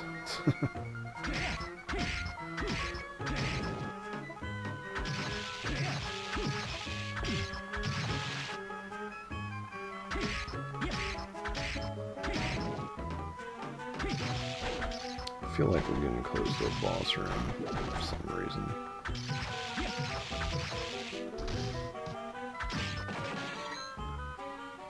Let's see. Once we go down there, I think that's going to be a boss.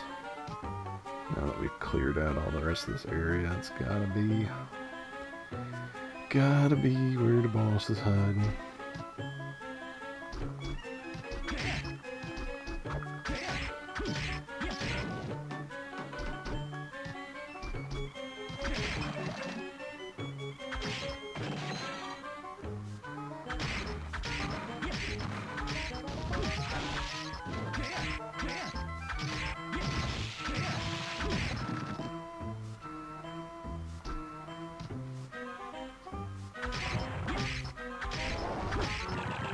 Oh, I forgot it does that. Alright.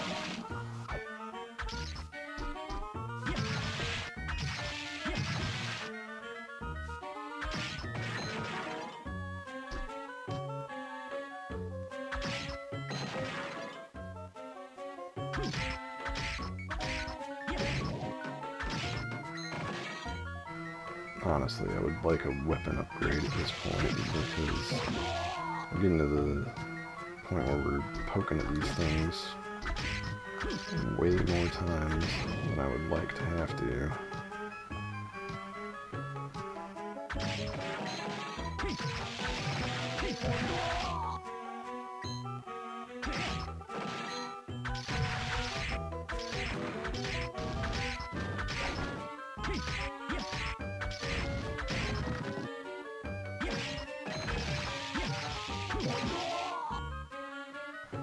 I'm not sure if these purple ones are the exact same monster as the green ones. They have the same moveset kind of thing. There we go.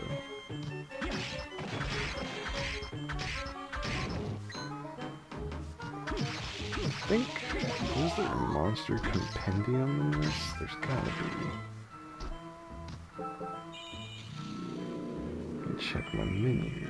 I wonder if it's a thing. Ah, enemy. There we are. Yes, we can look at the enemies. Bat. Zombie. Obviously not in alphabetical order. I think it's more numbered by appearance or something.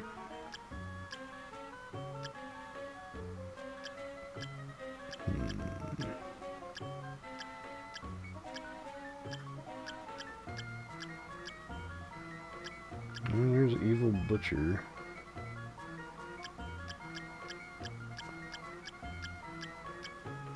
But I only see the one Evil Butcher, so I guess they both count as the same monster. Wooden Golem. Weakness is fire, of course.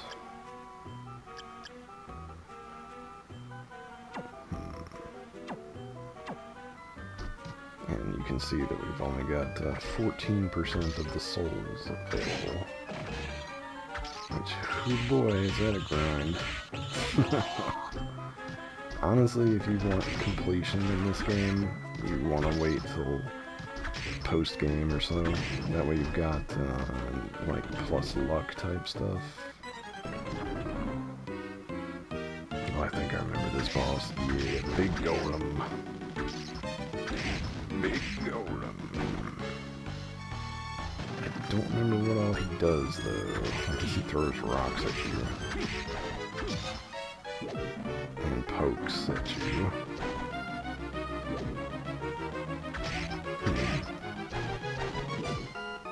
Odd. I don't remember if he ever comes back as a standard enemy, though, either. You know, some of these do and some of these don't. But he's a wall of a monster. You would definitely have to defeat it before you move through a hallway with one of these in it.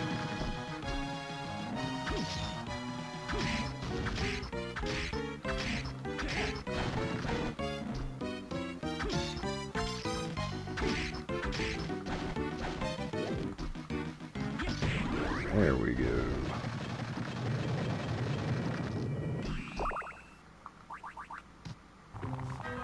What the? Oh, right, there's a... Okay, now we got a slide. Cool. There's a secret creature in this room, and if you notice, when we come in here, it's already dug into the ground. So the way to get him is you need to stop time and then go in there.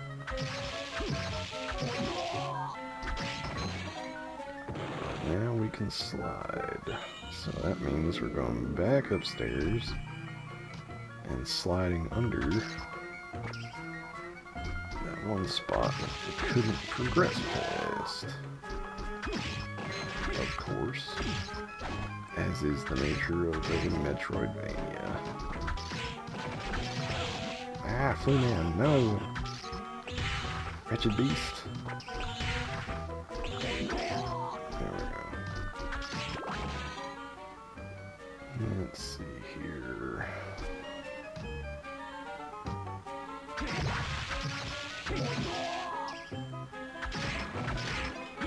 I don't know what Wood Golem has for his soul. I'm gonna say he's another one of the yellow type. Probably like a buff to Constitution or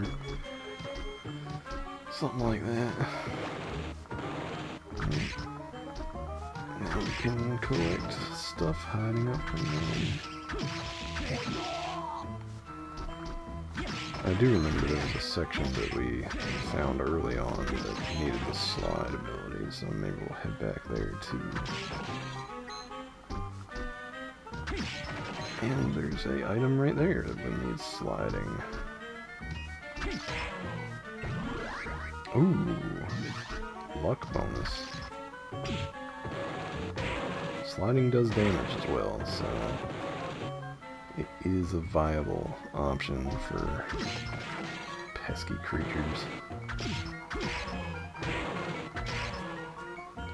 Especially if you're using a weapon that's mostly one-directional. Let's see here. I guess we'll go back this way and then go up.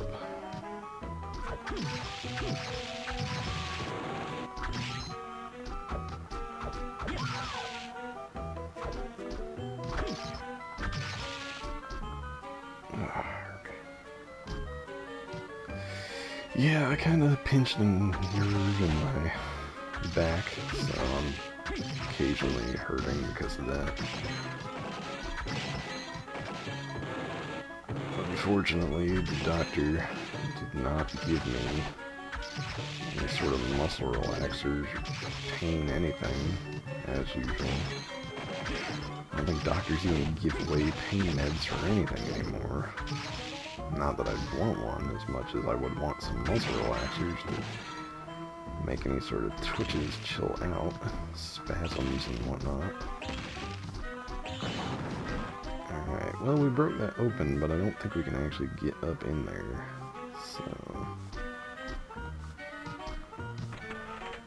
yeah. We'll come back to that.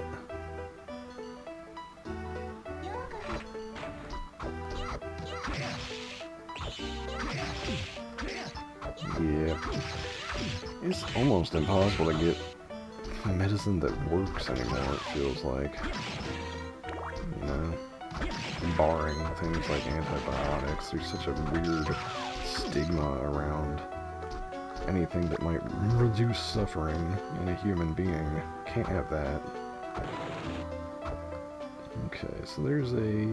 well, we can use that to open this up, actually. Another hidden room.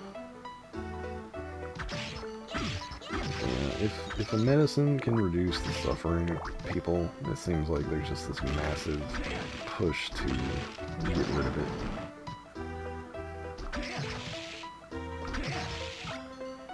Oh, we got the ninja suit.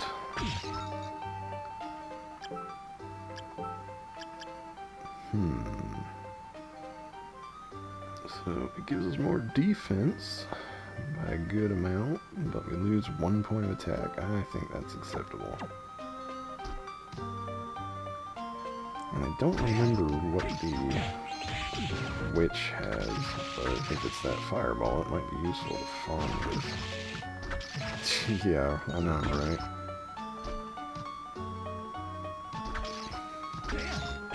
Senkai boost after you know, get your frickin' bag tore up.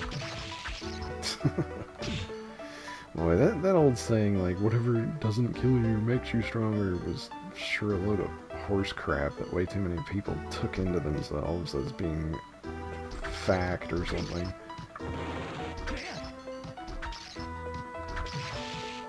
You just ask anybody who's got a back injury or something and they'll tell you.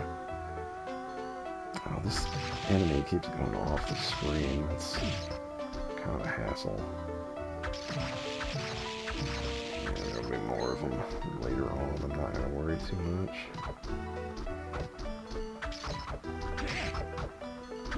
Especially when our weapon's starting to slow down. I need some more attack power.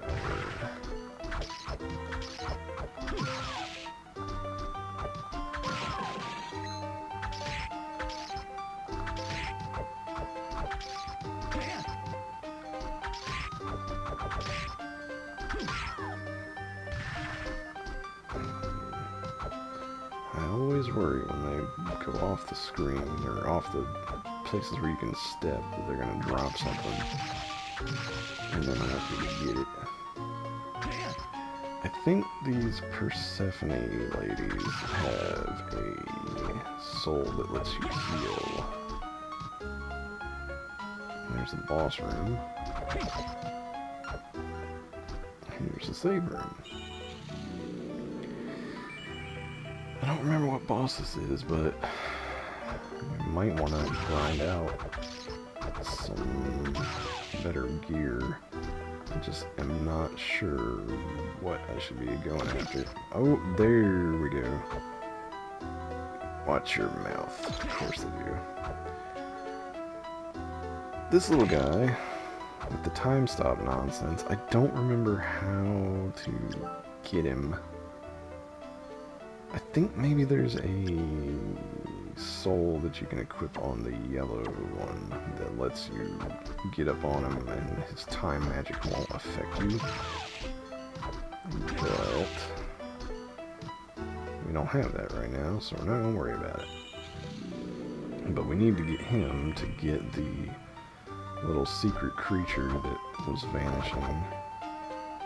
And a different creature that I know is like too fast for you to catch normally. Oh, this monster. I remember this creature. Yeah.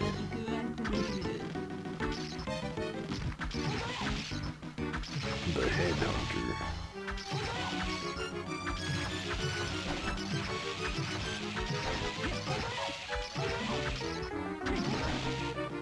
Doesn't get dangerous until it switches to that dragony lizard thing. Although I think maybe the old guy head might be dangerous in its own respect. Mud, not yet, he says. Oh yeah, he's got like lightning magic that hides up at the top.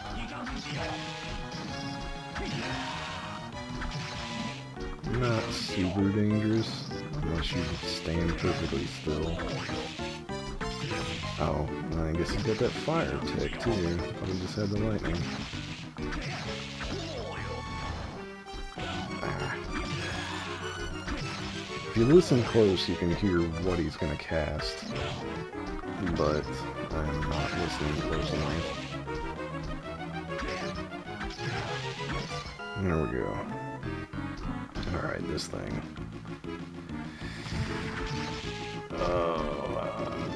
It has poison, I think. Nasty lizard.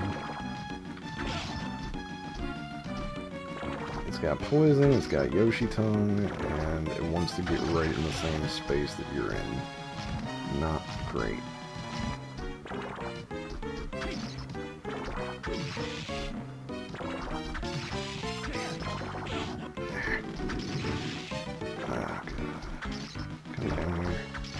Actually stay up there. That's the best place for it. Because he attacks at an angle instead of straight ahead. Maybe I can force it back up. Yeah. Come on. There we go.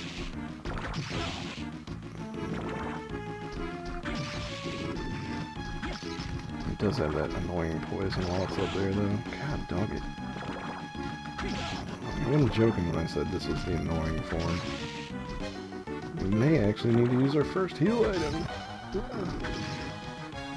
Especially if I get tagged by the poison.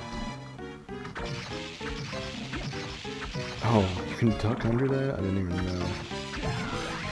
There we go. Collect souls to increase strength. That's actually real good. Especially once you're getting toward the end of the game and you've got like a ton of them. I'm gonna go back and save. Alright, this is where you normally find the witch with the fireball. I think that fireball is actually good, so you might want it. But for now, we're gonna go save. Alright. So I'm going to take advantage of this moment to go do something real quick. I'll be right back.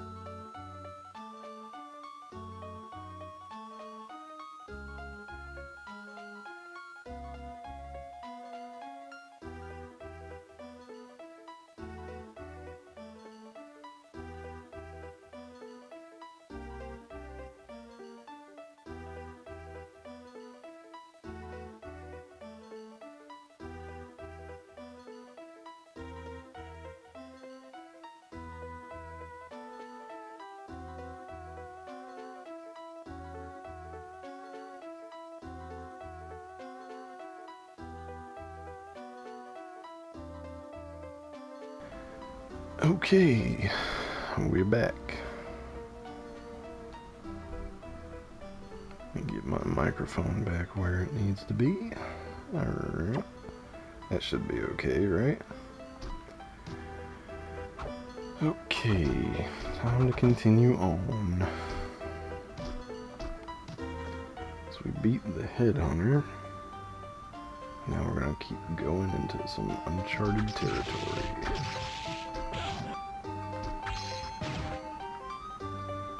I do want that fireball. Come on down. I don't remember. Alright, good.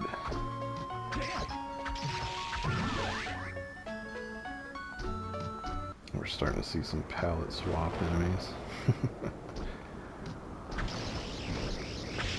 Oof.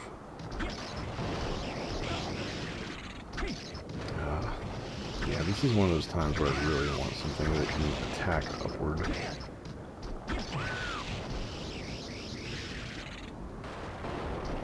I don't really have many options for directional attacks just yet. And these things love their yo-yo tricks.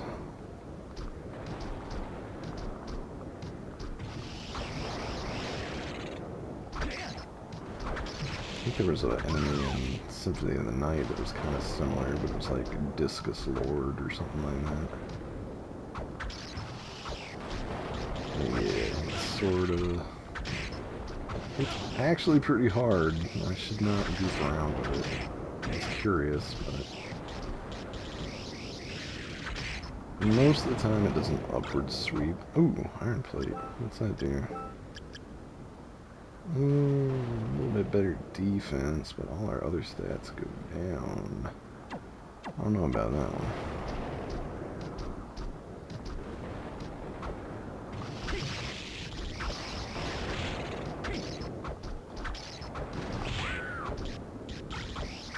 Another iron plate? Skull necklace. What's that one do? Slightly more defense, but we lose forward luck. I'm not down with that.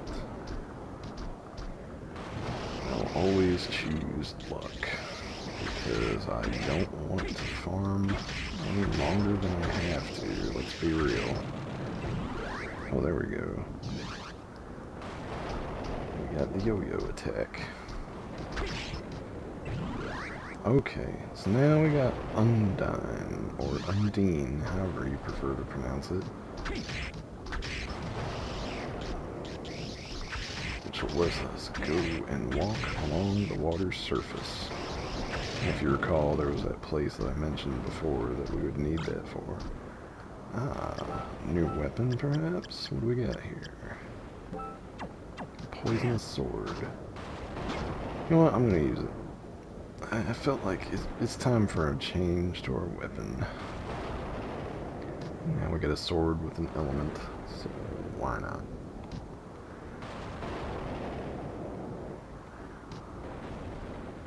Let's see, we explored this whole place. We got a new movement type ability.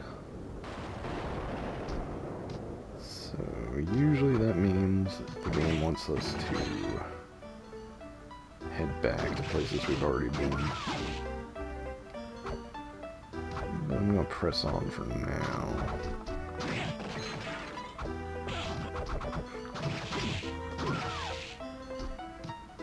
I think there's a mirror guy that you can get solo.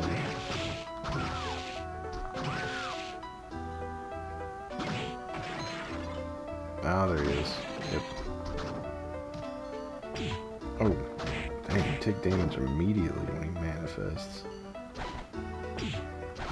That's not great.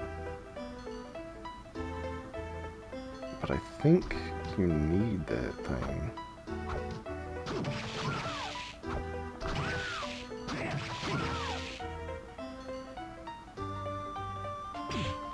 Doggone it. I don't have time to like backdash before he comes out of the mirror. That's rough. He's like guaranteed damage. I think I'll go back up and save, actually. So we took a few hits from that guy and those other things on the pathway up.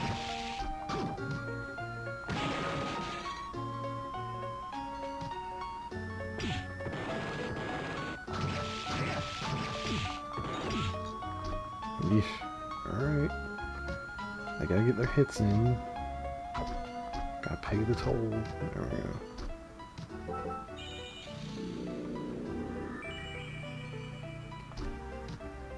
Alright. Yeah, this new sword does a sizable increase in damage. And just like the student witch enemy, I don't know if the actual witch cat has to be defeated to get the soul or not.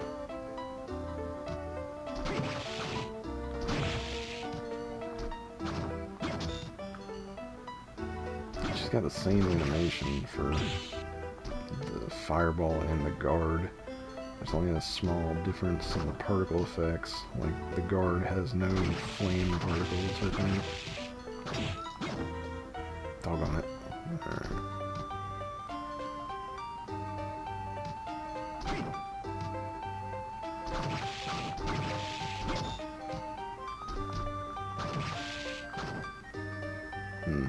Well, no name comes up when I swat the witchy cat thing that comes out.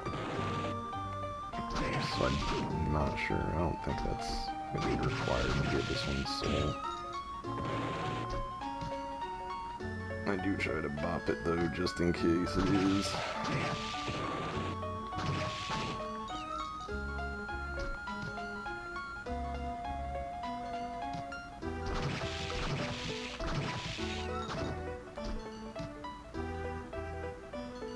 She takes 3 hits with the sword.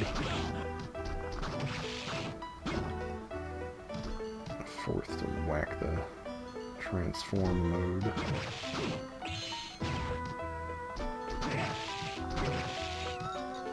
Pah.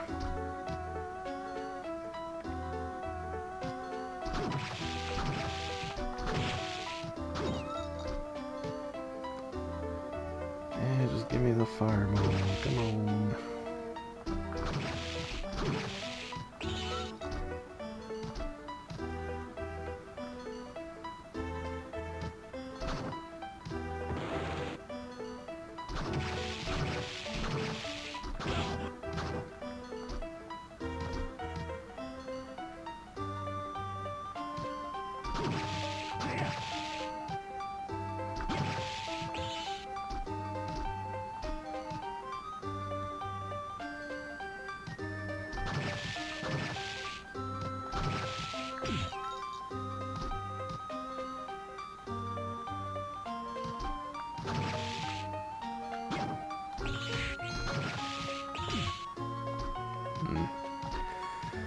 I don't know. I'm not gonna sit here grinding it the way I did the eye.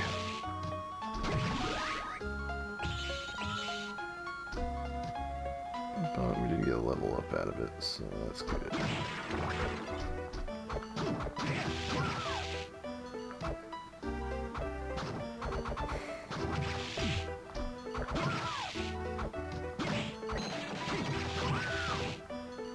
Oh, spear thing. What's this do?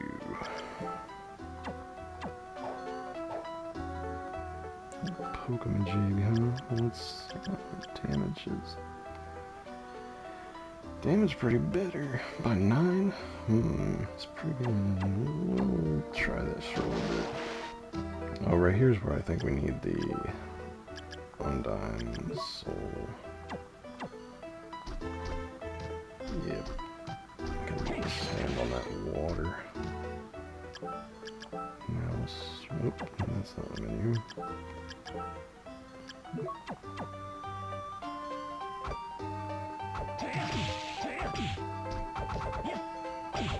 I'll say that it's got a, like that first little down poke might hit. Not sure though. It is a lot slower to come out, which is not great. It's getting hit. It's got recoil on it too. Yeah, I'm gonna switch back. This one comes out fast enough that it's not really a big deal. It's not hampering my movement.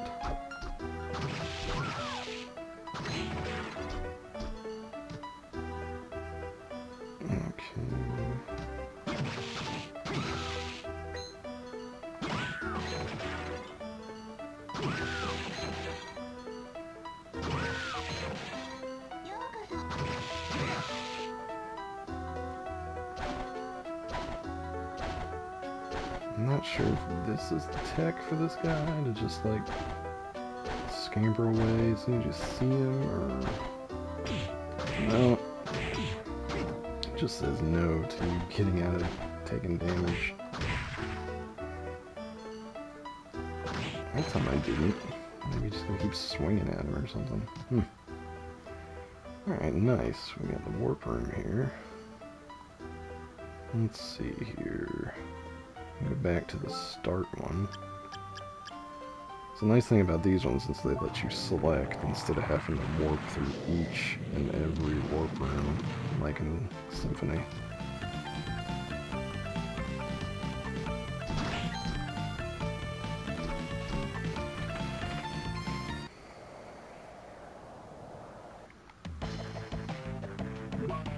Alright, any more maps or anything? No.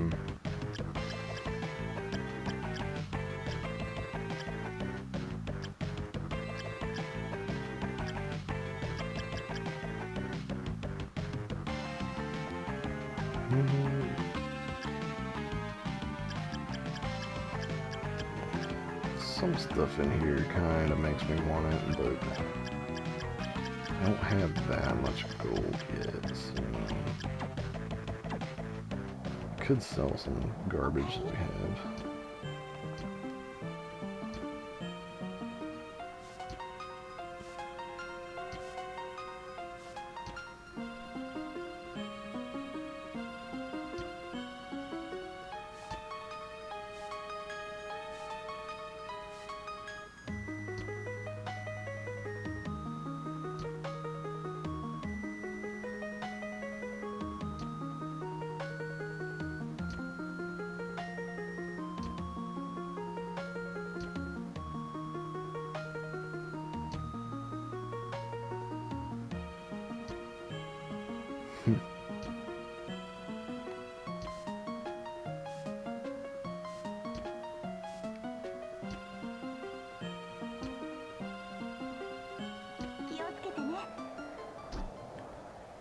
So that's how she's connected to all this.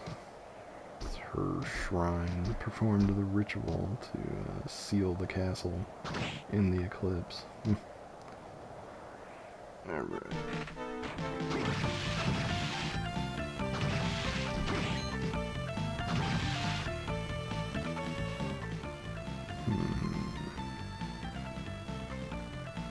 Where do we want to go, though? I think we want to go back down to the water area and use the walk on water to get up in that section. I can't remember what's there, though. We'll find out.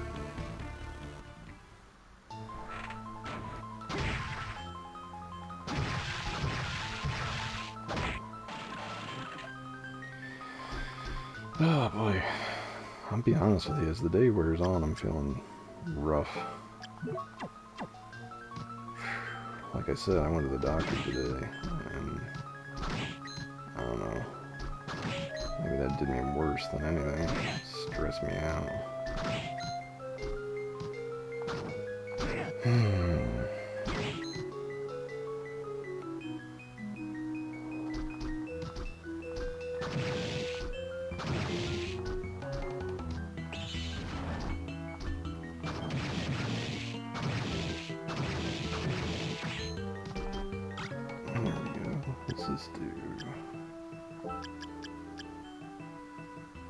Better defense. guess we'll go with it.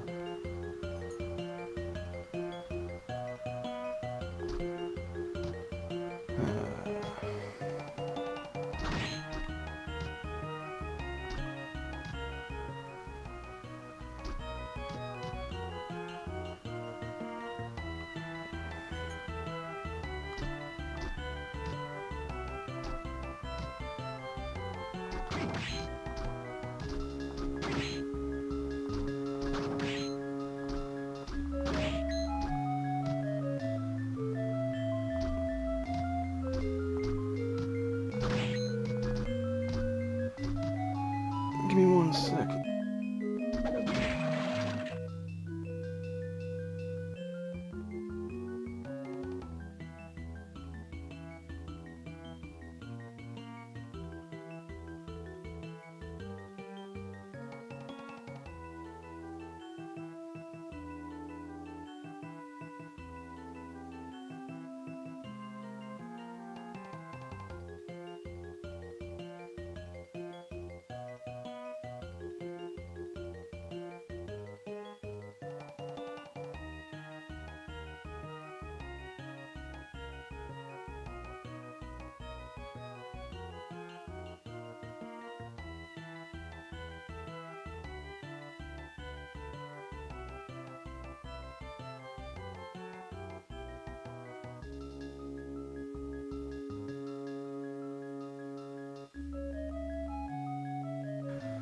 Alright, sorry about that.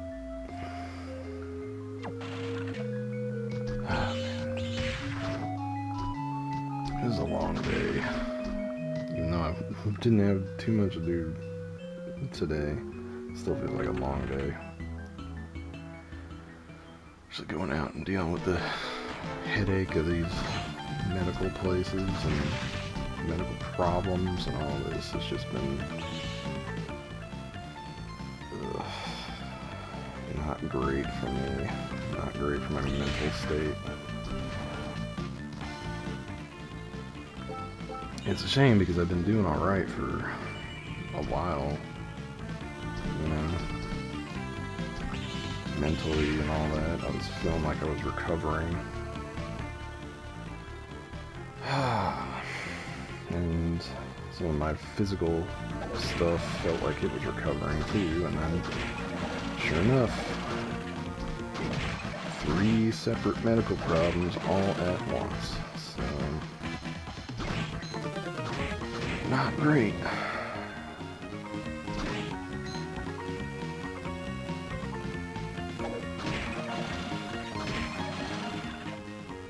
Just want to check this section of the map over here that's grayed out.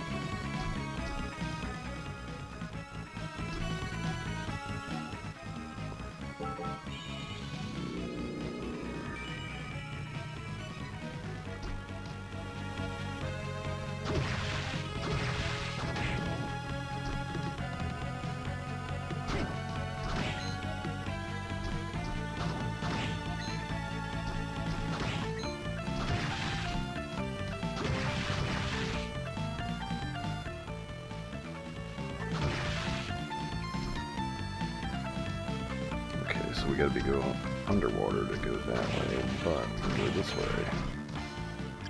I'm gonna remember to turn back on my wall detection so we can see any secret walls.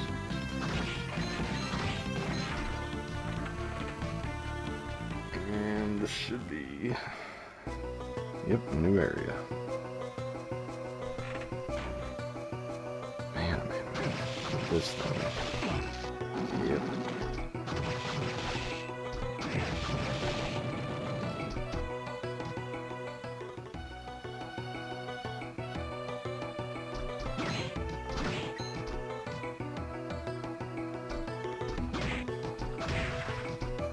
How long have we been going so far? Like a couple hours? At least.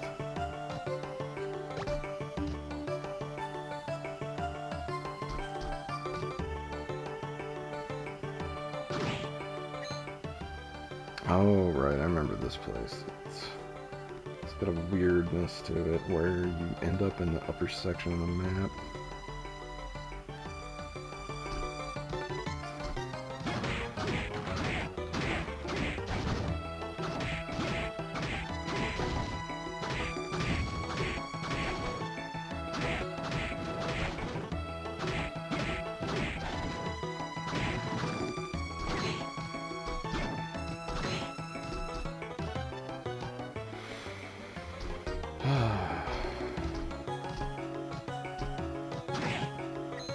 Hmm.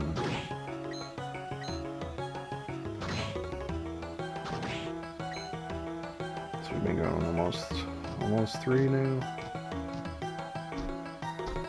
Alright. Good to know. Good to know.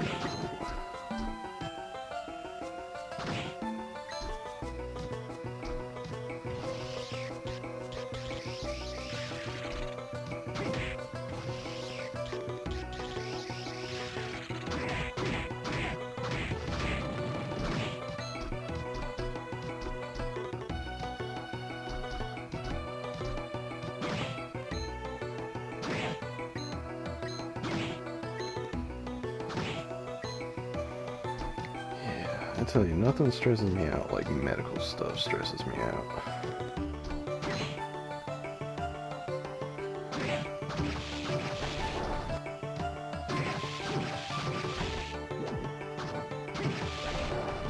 It's such a mess. It's like every time that you try to get anything done here, medically, it's like you have to go to the doctor's office, you have to get them to hook up with your pharmacy. Like today, they sent one thing to one pharmacy and one thing to a different pharmacy. It's like, why? So I had to call them, get them to put the stuff in at the same pharmacy so I wouldn't have to drive across, freaking halfway across the state, you know? It's just so ridiculous. And on top of all this, like, yeah, it's true. We are just numbers to these people. And it's pretty obvious too, because you sure as hell don't pay attention to what you say when you're there. God.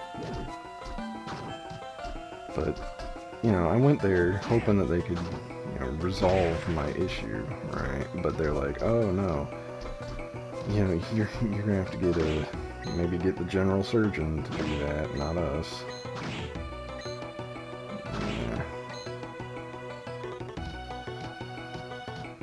Slightly too deep under the skin for them to operate on me in their office, I guess. It's kind of silly. So I'm gonna have to jump through that hoop, which isn't great. And it's making me wait longer to get my problem resolved. Which has already had me worried since yesterday, which is when I first called the doctor's office, and they told me they wanted me in that day, which stressed me out a little bit that they were, you know, acting like it was that serious. They wanted me in now, but they didn't have any openings that day, so I had to wait till today.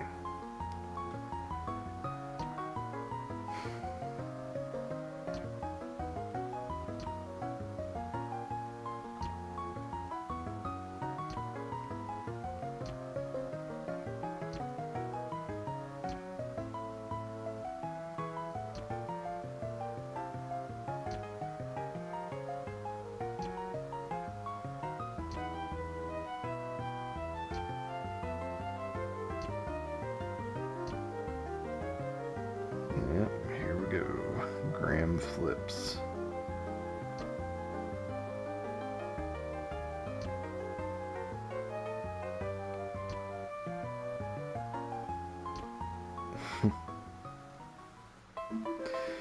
But yeah, so like, you know, they want to act like it's, you know, serious. We want you to come in right now. Except we don't have a time for you to come in today, so you can wait till tomorrow, right? Yep. That's true. Only the rich get real healthcare. At least in this country, that's for sure.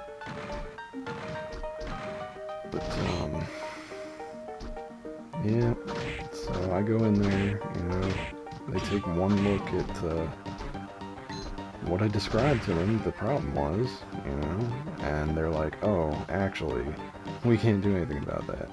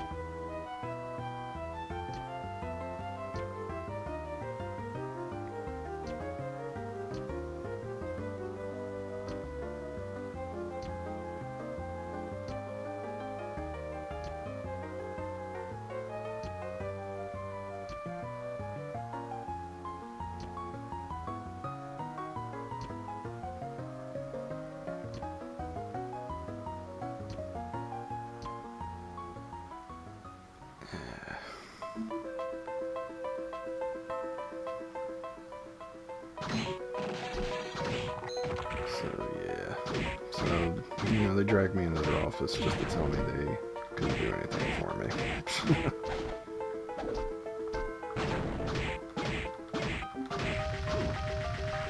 Yeah.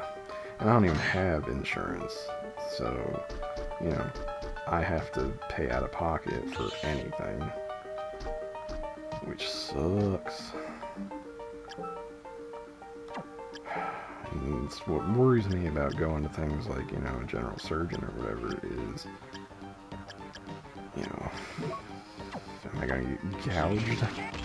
But at the same time, if I don't go to it, you know, how serious is this? Am I going to get sepsis and, you know, lose my leg or die or whatever? Yeah.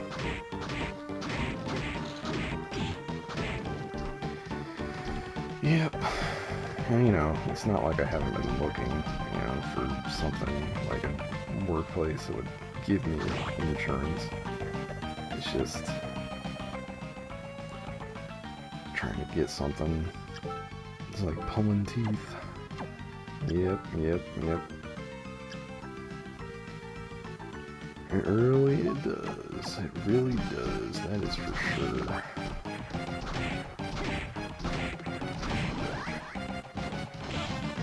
Oops. No, that's not good here. Oof.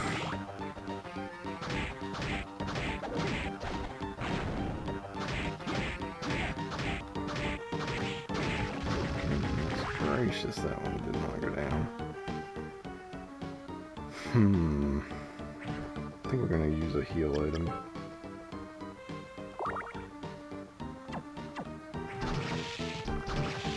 Just to be safe.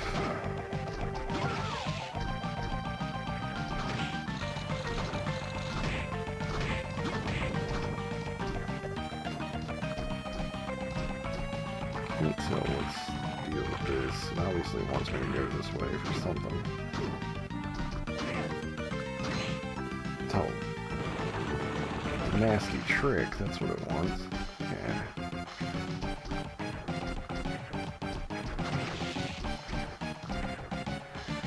But yep, back in healthcare hell. After last year, I had, what, like, God, three surgeries? Not great.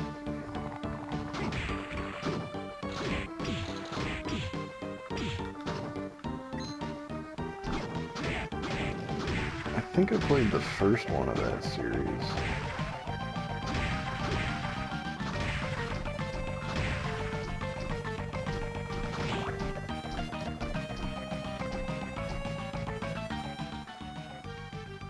Yeah, I think I played the first of that series, but I didn't play any of the others.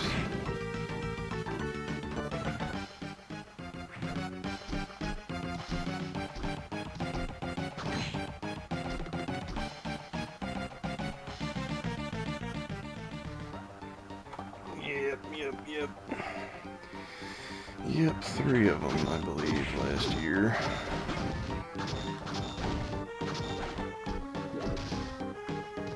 They're all relatively minor, I guess. Still a frickin' hassle, though. God. I'm not looking forward to more surgeries.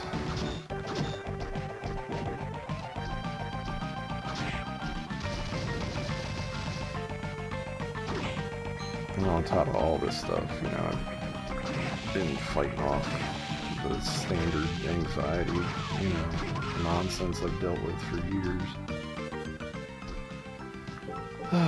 So it hasn't been good times for me at all, if I'm being honest.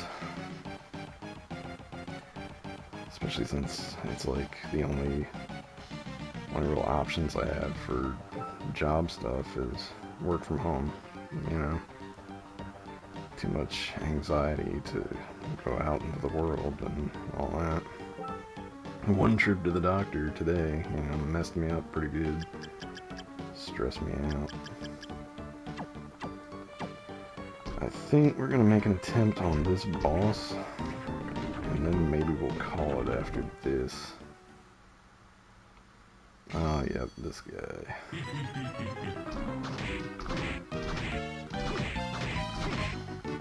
This might actually make me switch out something. Here's all my stats up. Not by much.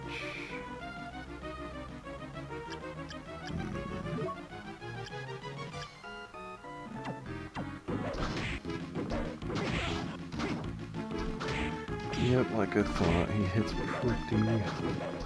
pretty mid. And this isn't even his final form. Haha. God dog it. Yeah, the actual scythe itself is doing like 50 something. Ooh, 80 damage.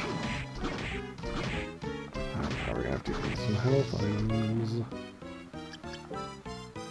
Yep. He ain't goofing around. That's for sure. That's cool. We've been saving our health. Oop, I forgot that he did that.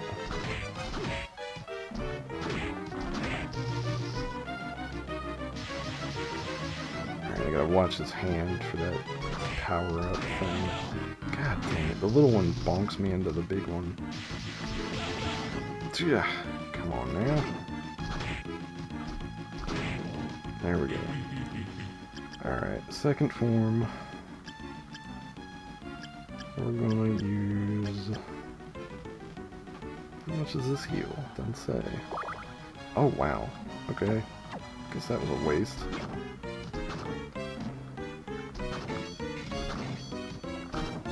So now you actually have to hit his body, which is dangerous because of the scythes getting in the way. Oh god, 90? I want to keep my health up above half at least. I really sprinted to him, so I'm kind of paying the price now. The game expects you to grind out some more souls before you get here.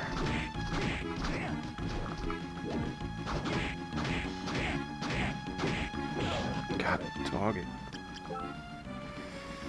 I'm running low on stuff.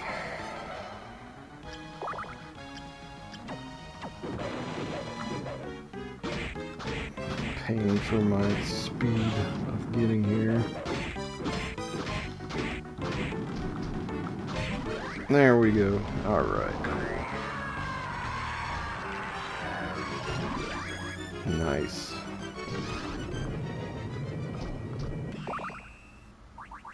Alright. I think, yeah, here we are. Walk while underwater. Great. That's what I was wanting. Alright. So we defeated death. If only we could say that in real life. So we're going to save here. And we're going to call it for now, I think. That's going to be the end of this stream. So thanks for coming by and hanging out with me. But I'm going to take me a break and try to go relax. Alright. We'll catch you laters.